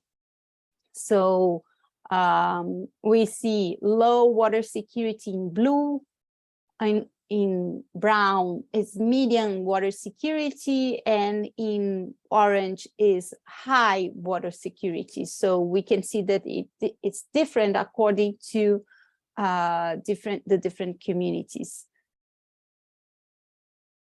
And finally, this is just an example of the data that we collect based on the questions related to the scales of water insecurity. So here you can see the 5 levels of water insecurity, that it means that it's not a problem, rarely, sometimes, frequently, and always happens. So the question was, for example, did you go to sleep without drinking water? So the person would answer yes or no. So here for the post-Balsa community, the major problem that we see that the interviewed people answered was that they are really worried about the possibility of not having water for the needs of the household. So more than around 70 or 65%, no, a large number, around 30% of the people says that they are always worried about. So, and even if you get angry because you have issues with water, so it's really high. Also, the amount of people that responded, I always feel angry. So we could capture how unsatisfied and how this impacts the people's life, day by day life, and when they are worried about water.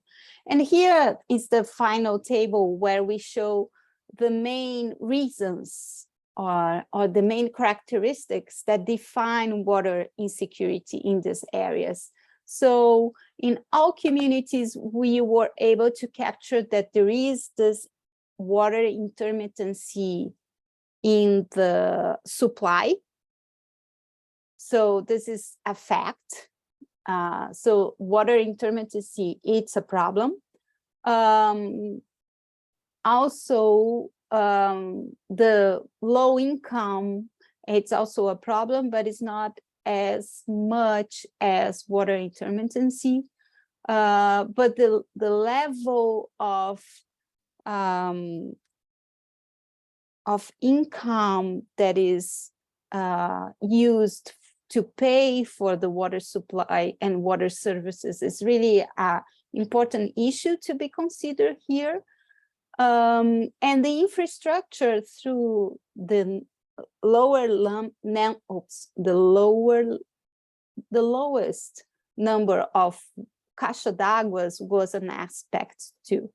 But the main point was that the problem that we were able to capture through the existence of water insecurity in these communities, it was not because the majority of the people interviewed were not connected to the water supply. They were connected to the water supply, but this was not enough to guarantee water access in their households.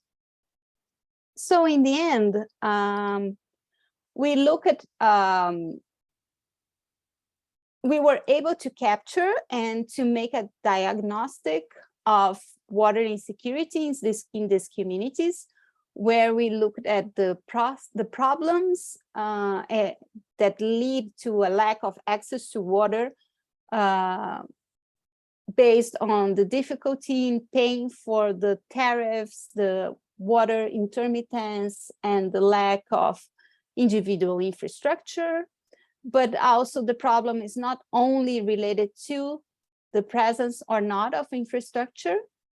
Of course, the higher vulnerability happens to communities with precarious infrastructure, but it's not the only problem. And the solutions, and that should be alternatives, they go in the direction of combining different ways to guarantee water access, not just through the formal system, but through reserving or capturing water, constructing self-made systems of water distribution, and also solidarity was key to guarantee water under the reality of these communities. But then, so we were able to do a good job in understanding how, if water insecurity is happening, and the specificities of this reality in these communities. But we were not able to understand the processes that led to this situation. So we understand that there is water intermittency, but why is that water intermittency in place? So is that because the water supply system is planned in a way that allows more water distribution to some areas of the city and not to the other areas? Or what's going on? This is something that we need to understand much better in order to capture the reasons why we have the reality that we were able to capture. Work relations also, and not just looking at work relations at the community per se, but actually looking at working relations in the city. So the inequalities in working access, in access to housing, in access to public transportation, in access to income. So how are these all these components combined that help us to understand how water insecurity is produced in this area? The types and the presence of infrastructure. This is a really hard data to get, mainly because we depend on public-private companies that usually don't allow us to have access to this data. So this is a huge challenge for our kind of work. The other piece that we need to look at even further is how institutions mediate the access and the distribution of water. And this mediation, and usually we bring a critical view of governance, understanding that governance also can reproduce inequality. And finally, how to understand the unequal distribution of water and its territoriality. So we are in this next step. you know, how to capture this data, these processes that are taking place more in the urban scale, and then to connect to the realities of these households that we work with. So yeah, I just would like to thanks a lot the social movements that were involved in this research. Without them, we would not be able to do the research that we did. And they are also key members and collaborators of the research, because we understand that the data and information and knowledge that we are producing should be appropriated by them. And they also should be key in producing such knowledge. So we can promote change on the ground.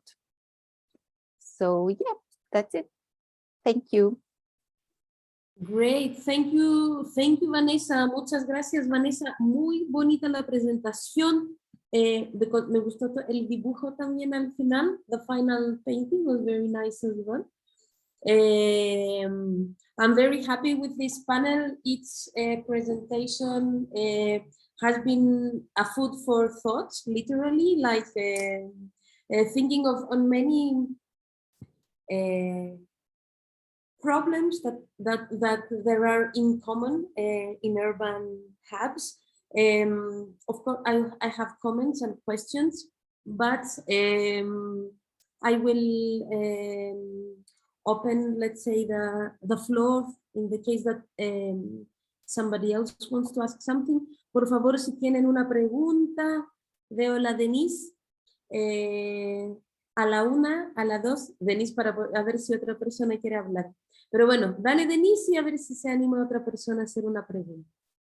Sí, muchas gracias. No, la verdad es que cada presentación, como dice María, ha sido que realmente nos permite ver complementaciones, también diálogos.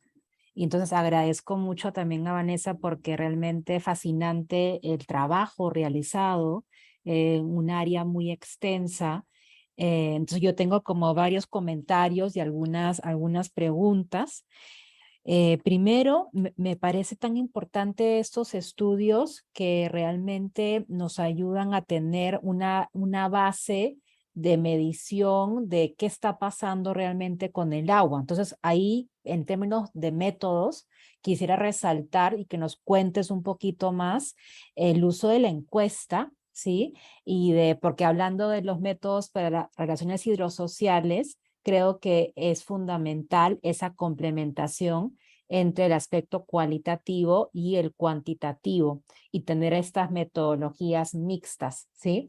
Entonces, pero es la forma del abordaje, es la perspectiva crítica que hacen ustedes y el tema de las preguntas también que han venido ya pues desarrollando, transformando, puliendo, ¿no? Entonces, por una parte, el tema de la encuesta me llama mucho la atención, el potencial que puede tener también y cómo no quedarnos a la misma vez solamente con eso, o sea, como el potencial y los desafíos, como un poco de la encuesta, me parece bien importante. Y me gustaría que un poquito nos cuentes más al respecto. Otro asunto es que me llama la atención es cuando hablabas de los movimientos sociales, de los movimientos por la justicia hídrica o los que están ahí en el territorio, el tema de la vivienda y el acceso al agua es fundamental. Aquí también el movimiento más grande, que es la mesa interbarrial de desconectados del servicio público, se ha ido volviendo cada vez más y hoy día trabaja mucho el derecho a la vivienda. Entonces me pone a pensar mucho esos procesos de urbanización que hablábamos, ¿no? Cómo estamos hablando también de algunas veces como el agua urbana, o sea, me refiero que es un tipo de agua muy anclada a estos paisajes hídricos urbanos, ¿sí? Otro asunto que me llamó la atención de la presentación de Vanessa es el asunto de la tubería, de tener acceso al agua de la tubería no garantiza un agua permanente, sino que veíamos que hay muchas veces que no hay agua, etcétera. Me ponía a pensar en el caso de Medellín, que no hablé mucho porque era una presentación un poco más teórica y conceptual, pero en el caso de Medellín tenemos Empresas Públicas de Medellín, que es la empresa público-privada, porque es pública, pero está bajo un modelo neoliberal de mercado, que tiene una cobertura muy alta en la ciudad de la tubería, pero también tiene permanentemente casi 24 horas al día agua. O sea, me refiero que es muy pocas veces en que no hay intermitencia o que hay solamente cuando hay que hacer arreglos de la infraestructura, hay estos cortes.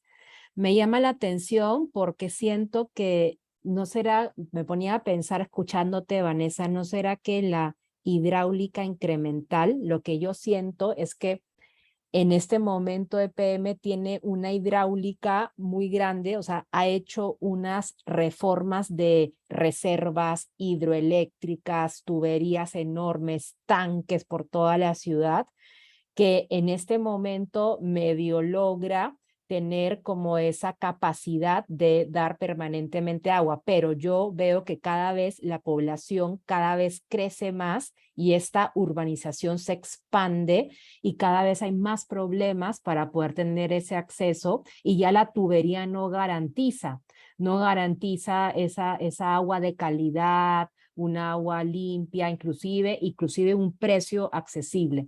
Entonces veo interesante ver si a fin y al cabo este modelo capitalista nos va a llevar a esta hidráulica incremental donde al final la inequidad siempre es permanente y ya lo estamos viendo en Nueva York, en estos países supuestamente del norte global, ¿no? Esa es la otra. Y finalmente las instituciones, la caja negra. El tema de cómo acceder a las instituciones, hablando de que es un camino importantísimo en la investigación hidrosocial, cómo acceder a las instituciones para poder conocer más. Yo he podido acceder un poco a ingenieros, ha sido bien interesante los ingenieros trabajando en EPM, su punto de vista, y ahorita estoy digamos, estamos ahorita en review, en una revisión de un artículo para que habla sobre cómo los ingenieros de EPM también tienen sus propias visiones dentro de la institución, inclusive críticas sobre cómo se maneja la institución y cómo ellos ponen también su servicio, muchas veces su conocimiento al servicio local para buscar soluciones para poder traer el agua, ¿no? Pero necesitamos también cada vez más conocer un poco estas cajas negras que se permanecen muy cerradas, qué está pasando adentro y qué informaciones y qué visión también tienen. Y muchas veces cuando hacen una entrevista, preguntarte si has podido tener acceso a entrevistas con estos funcionarios, o no sé si son completamente privados, pero cuando uno tiene entrevistas, ellos igual dicen que mucha de la información no la podemos compartir, o sea, en la investigación. Entonces, tenemos información que tenemos porque estamos investigando el tema, pero que no podemos hacer público en las investigaciones sobre estos temas. Entonces, también hay como una situación ahí que nos pone a pensar, bueno, ¿de qué otra manera podemos acceder a eso? Entonces, muchas gracias. Muchas gracias, Denise. Denise hizo preguntas por 4 personas, así que tenemos mucho de qué conversar.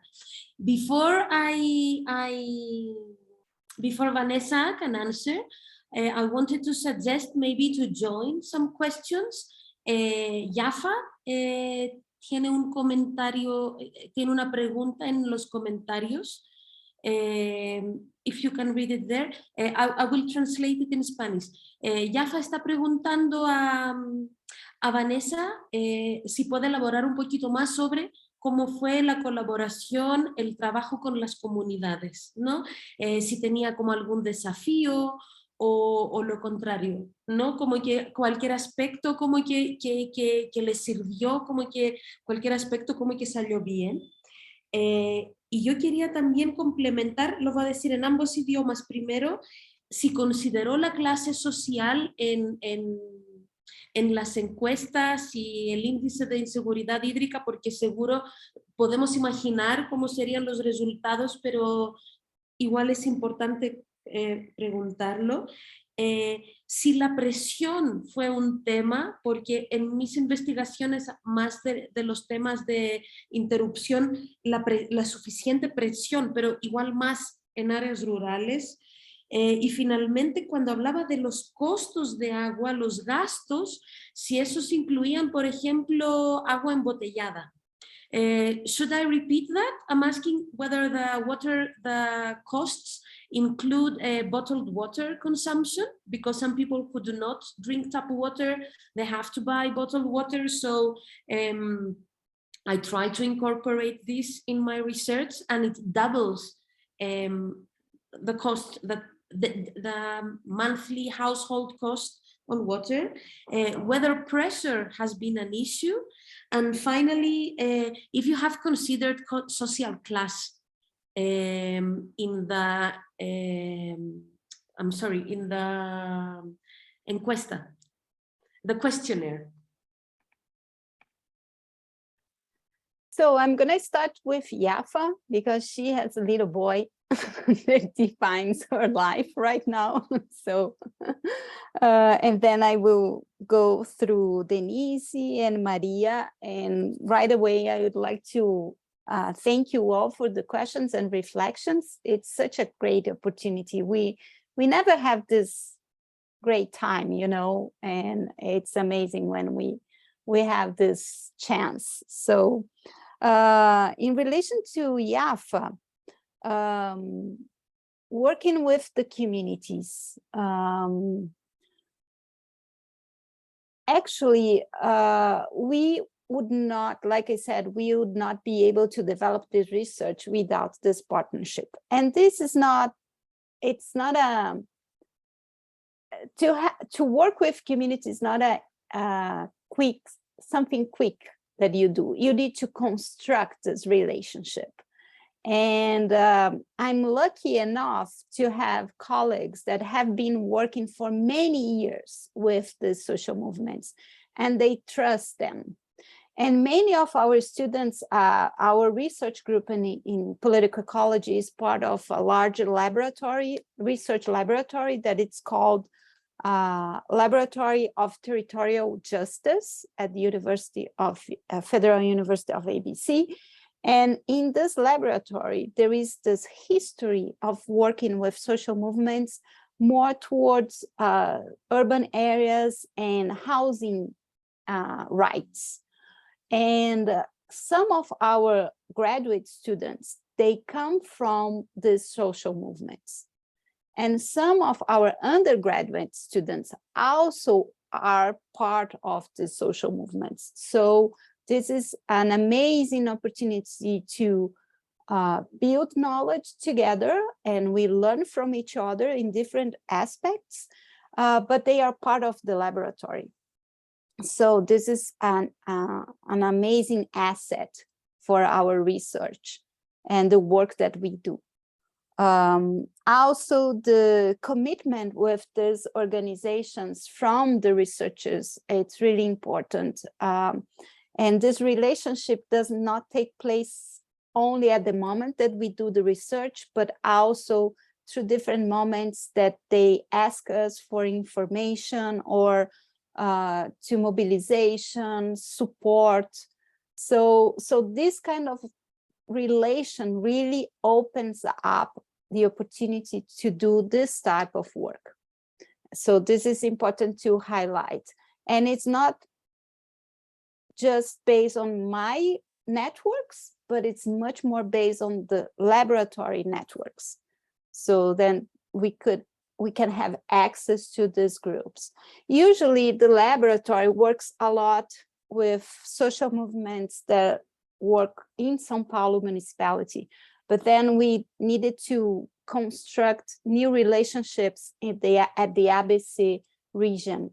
And so we started this connection, and now we need to develop a parallel strategy to continue to work with them in order to be able to contribute with our research to the improvement of their lives, and also be able to continue to collect the data that is so key for this type of research. So this is one point that I want to make. And it's challenging, definitely challenging. And it's challenging from the way that the research and the expectation of research productivity are placed on our system. So again, it's not just a matter of doing the research and leave the community. No, we need to be part of that community. And this takes time. And not just time, but also create creativity and knowledge to create other opportunities for collaboration that not necessarily are recognized as classic research or westernized research. So this is a challenge. But it's something that it's really present in the practice of research in Brazil, is to be close to the people that we work with and also committed to them, and also have a responsibility on how to collaborate in changing their reality, the way also and the way that they want to change. And this is another question too. So but it's also challenging because you find some leaderships that are more open and to what we are doing, but we also need to create ways for them to explain to them what we are doing and how they could appropriate from this knowledge, and breaking the idea that we are just going there to do our research and leave, or that doing that we are going to solve their problems. And this is something that we need to always need to remember. You know, it's not because I'm here that this is enough to solve your problems. No, we are here to contribute on this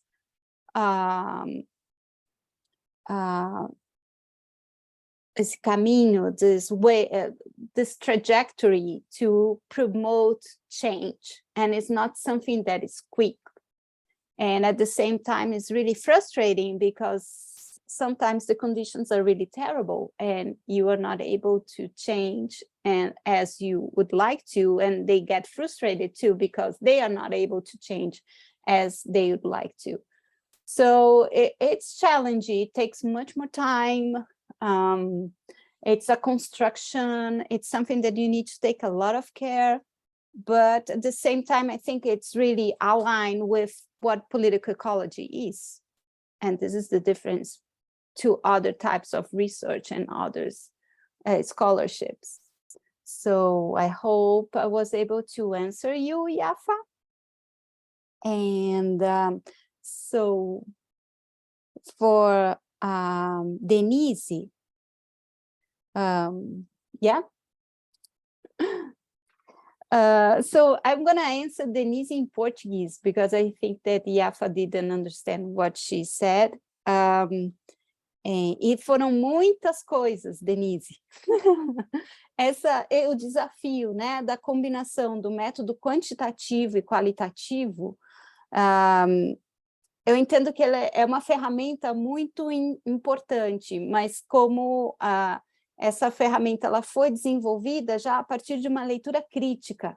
Então, as questões, né, que foram escolhidas, eu até posso se você tiver interesse, disponibilizar, é um artigo publicado que explica a escala, como que ela foi elaborada, toda a análise estatística que foi realizada em cima de um banco de dados muito grande.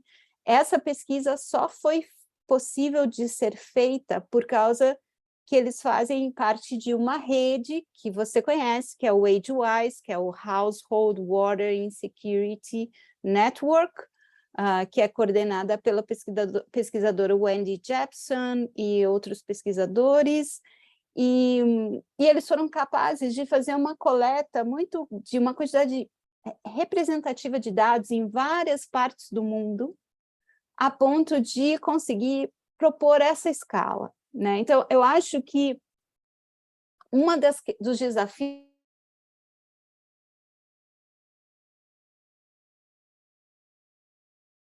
de caso, em estudos de caso, né? E perdemos, por causa também que são estudos qualitativos, né? Então, nós vamos muito para as especificidades, mas a gente perde a capacidade de fazer o exercício como você está fazendo, Denise, de uma combinação de diferentes enfoques teóricos para analisar fenômenos maiores, né? E também o desenvolvimento de ferramentas como essa escala, né? Que pode ser aplicada em vários lugares, mas o tipo de coleta de dado necessário, a análise necessária, ela vai pedir por uma quantidade maior de pesquisadores e uma organização na coleta desses dados, né? Então, acho que essa é uma questão para a gente começar a pensar mais seriamente no momento de preparar nossas propostas e colaborações, né? Então, eu vejo um potencial muito grande nessa questão de identificar, mas, por outro lado, eu também sinto falta do qualitativo, do entendimento dos processos que produzem essa realidade, né? E assim nós também voltamos para os casos, né? Mas, ao mesmo tempo, esses casos precisam estar alinhados, né? Não dá para ser uma pesquisa aleatória. Então, acho que ali também tem uma estratégia que a gente precisa trabalhar mais nesse sentido. Essa relação entre direito à moradia e água nos espaços urbanos é muito forte. A bandeira do direito à moradia é muito forte no espaço urbano, né? E para nós mesmo, trabalhar a ecologia política no espaço urbano é um desafio, ainda mais vindo da leitura latino-americana, que bebe muito da questão das populações tradicionais, originárias, de outras formas de ver o mundo, de viver o mundo, mas quando você chega no espaço urbano, essas leituras de ontologias distintas, de epistemologias distintas, ficam mais difíceis, né? Então, como é navegar a discussão da ecologia política nos espaços urbanos, né? E eu acho que o olhar da desigualdade, do que se produz, né? E como que ela se concretiza, a moradia é um dos aspectos que se observa, né? A luta pela moradia e na formação desse espaço urbano. E ali entra essa discussão da água, no dia a dia das pessoas, né? E também o aspecto da infraestrutura. Por isso que eu vejo que essa leitura crítica da insegurança hídrica, olhando na escala do domicílio, ela é muito poderosa, porque ela abre um caminho de reflexão dentro dos espaços urbanos que antes a gente não explorava, e que também está nos levando a dialogar fortemente com a temática da moradia, né? Não dá para falar de água sozinha, né? Então, isso eu acho que é bem interessante, que dá para explorar bastante, eu acho que está pouco explorado, né? E a questão das instituições, as caixas pretas. Muito difícil, muito difícil. Exatamente isso que você coloca, a limitação do acesso aos dados, de como a gente pode utilizar esses dados.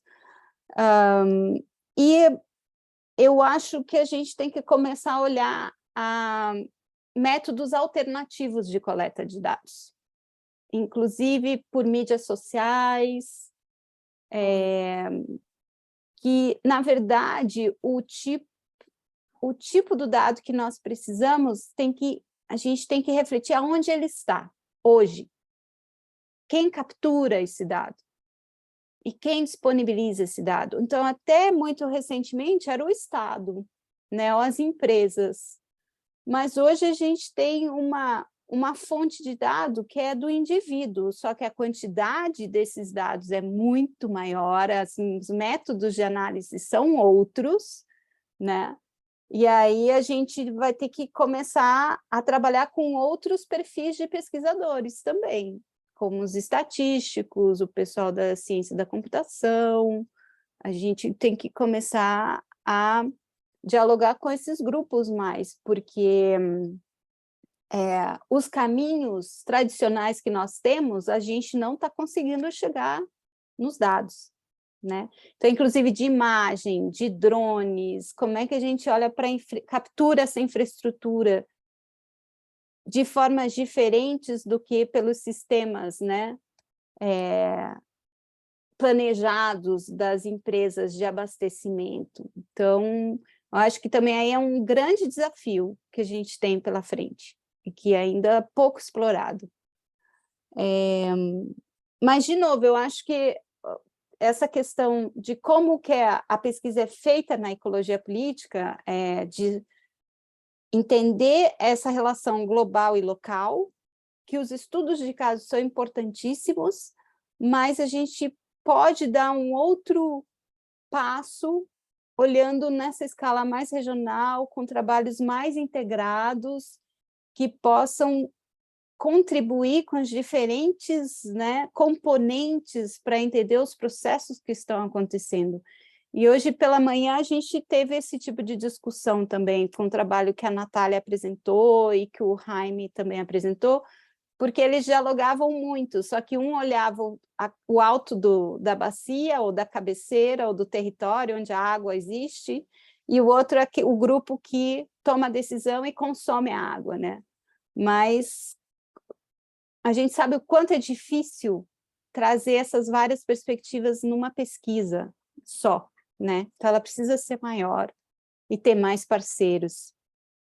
E, por fim, Maria, classe social.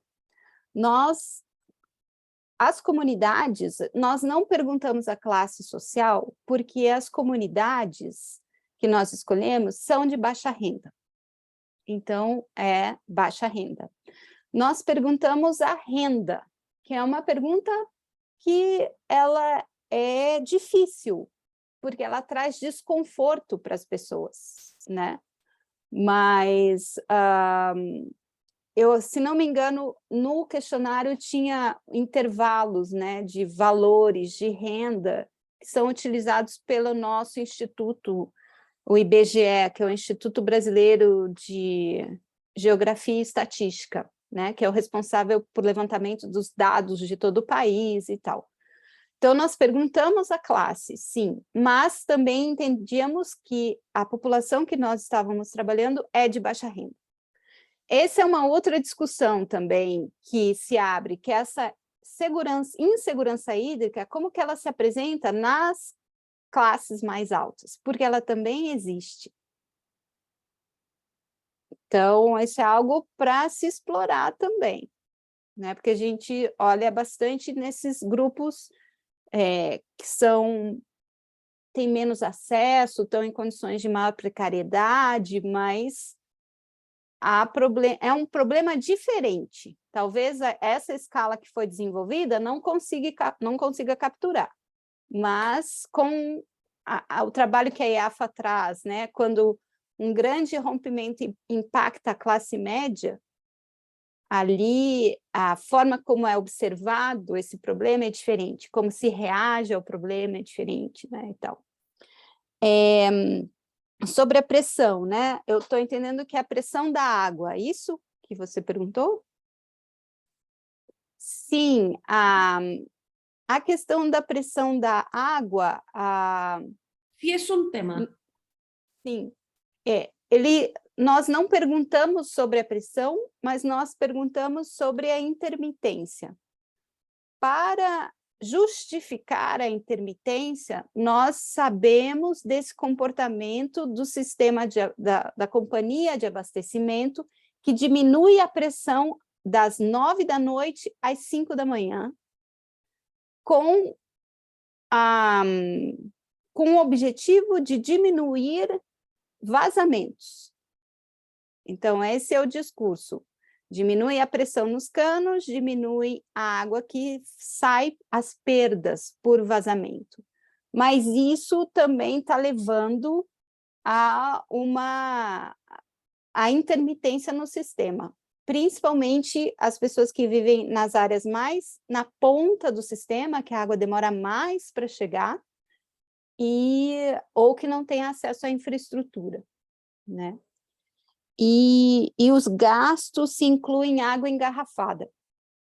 Quando nós perguntamos o gasto, também a ideia era que se incluísse a água engarrafada, mas os valores da tarifa também são altos em relação à renda, ao salário, né? Então, mesmo que existam, teve uma outra pergunta que nós fizemos, porque tem um programa social que a pessoa paga menos pela água se ela se encaixa em parâmetros de salário, de número de pessoas que vivem na casa, da metragem da casa, mas não são parâmetros fáceis de encaixar. Mas nós perguntamos se eles utilizavam esse programa e a gente teve em torno de 15%, de 15% a 7% dos entrevistados utilizavam o programa.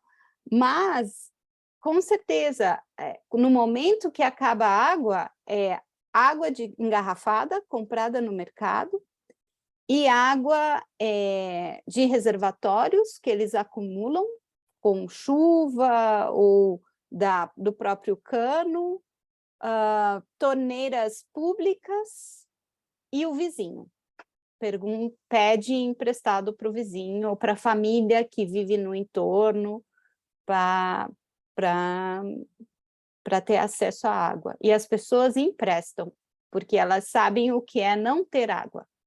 Então, existe essa solidariedade ali presente. Excelente. Logramos agotar las 2 horas y media. Muy interesante la sesión. Yo tengo 2 mini comentarios que no hace falta avanzar y unos comentarios de cierre y después, si quieren ustedes... Ay, me quedé pegada de nuevo.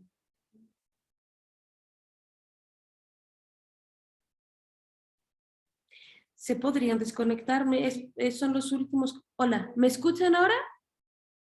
Ya, parece que tenía un poco problema con el internet.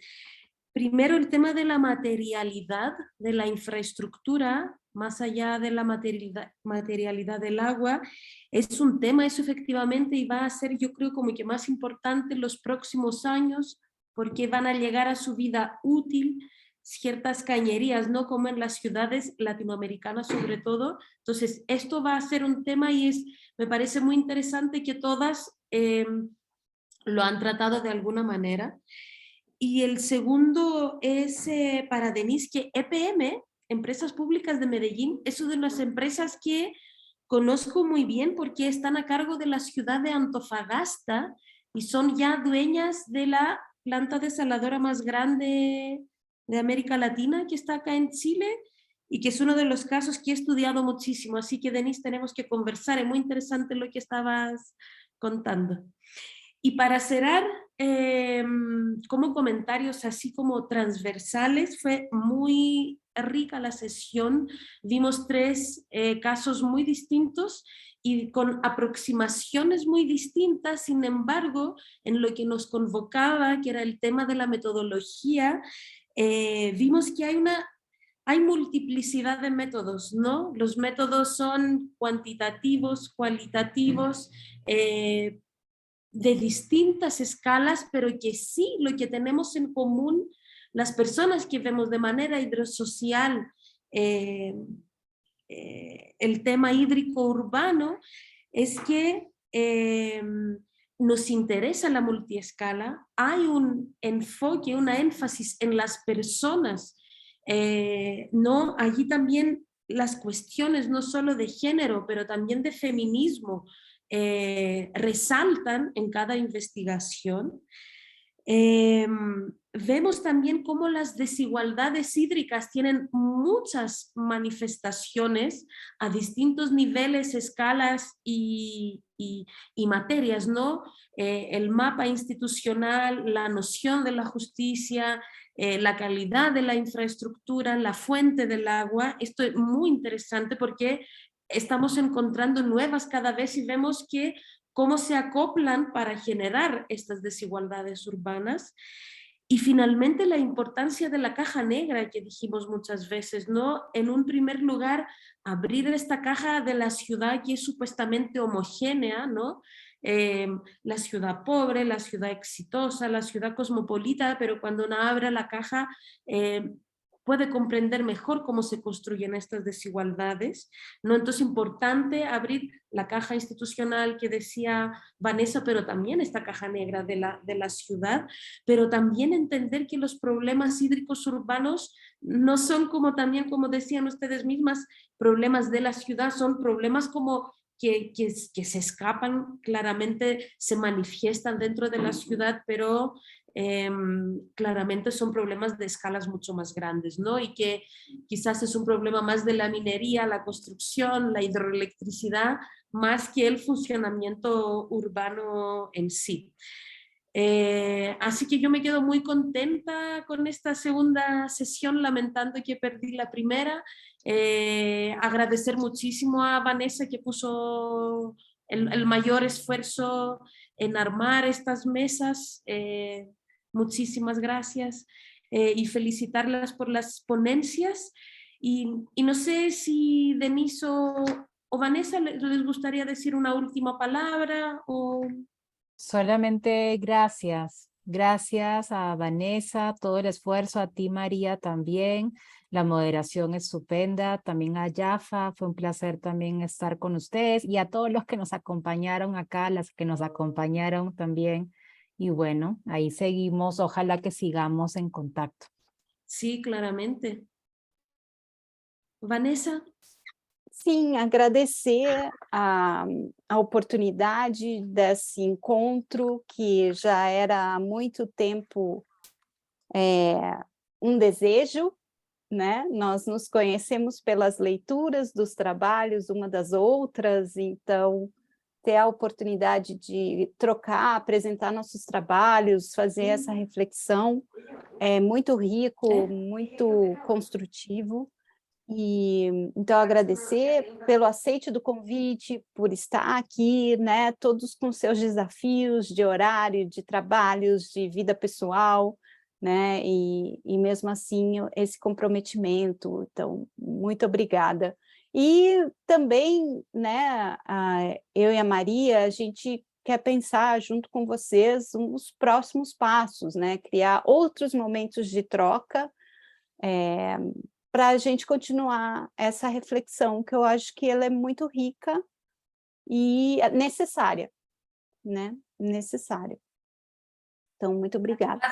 Vemos lo importante y necesario que eres conversar de los distintos casos, ¿no? Bueno, les voy a mandar un saludo de Quito, ya que no están acá, es mucho más bonito de lo que se ve ahora. Sim, que a próxima vez seja presencial com todas sí, nós. La próxima presencial con todas y todos. Sí, por favor. Sim. Chao, hasta luego. Un abrazo Gracias. a todos, Chao. muchas gracias por asistir, buenas tardes. Buenas tardes, chao.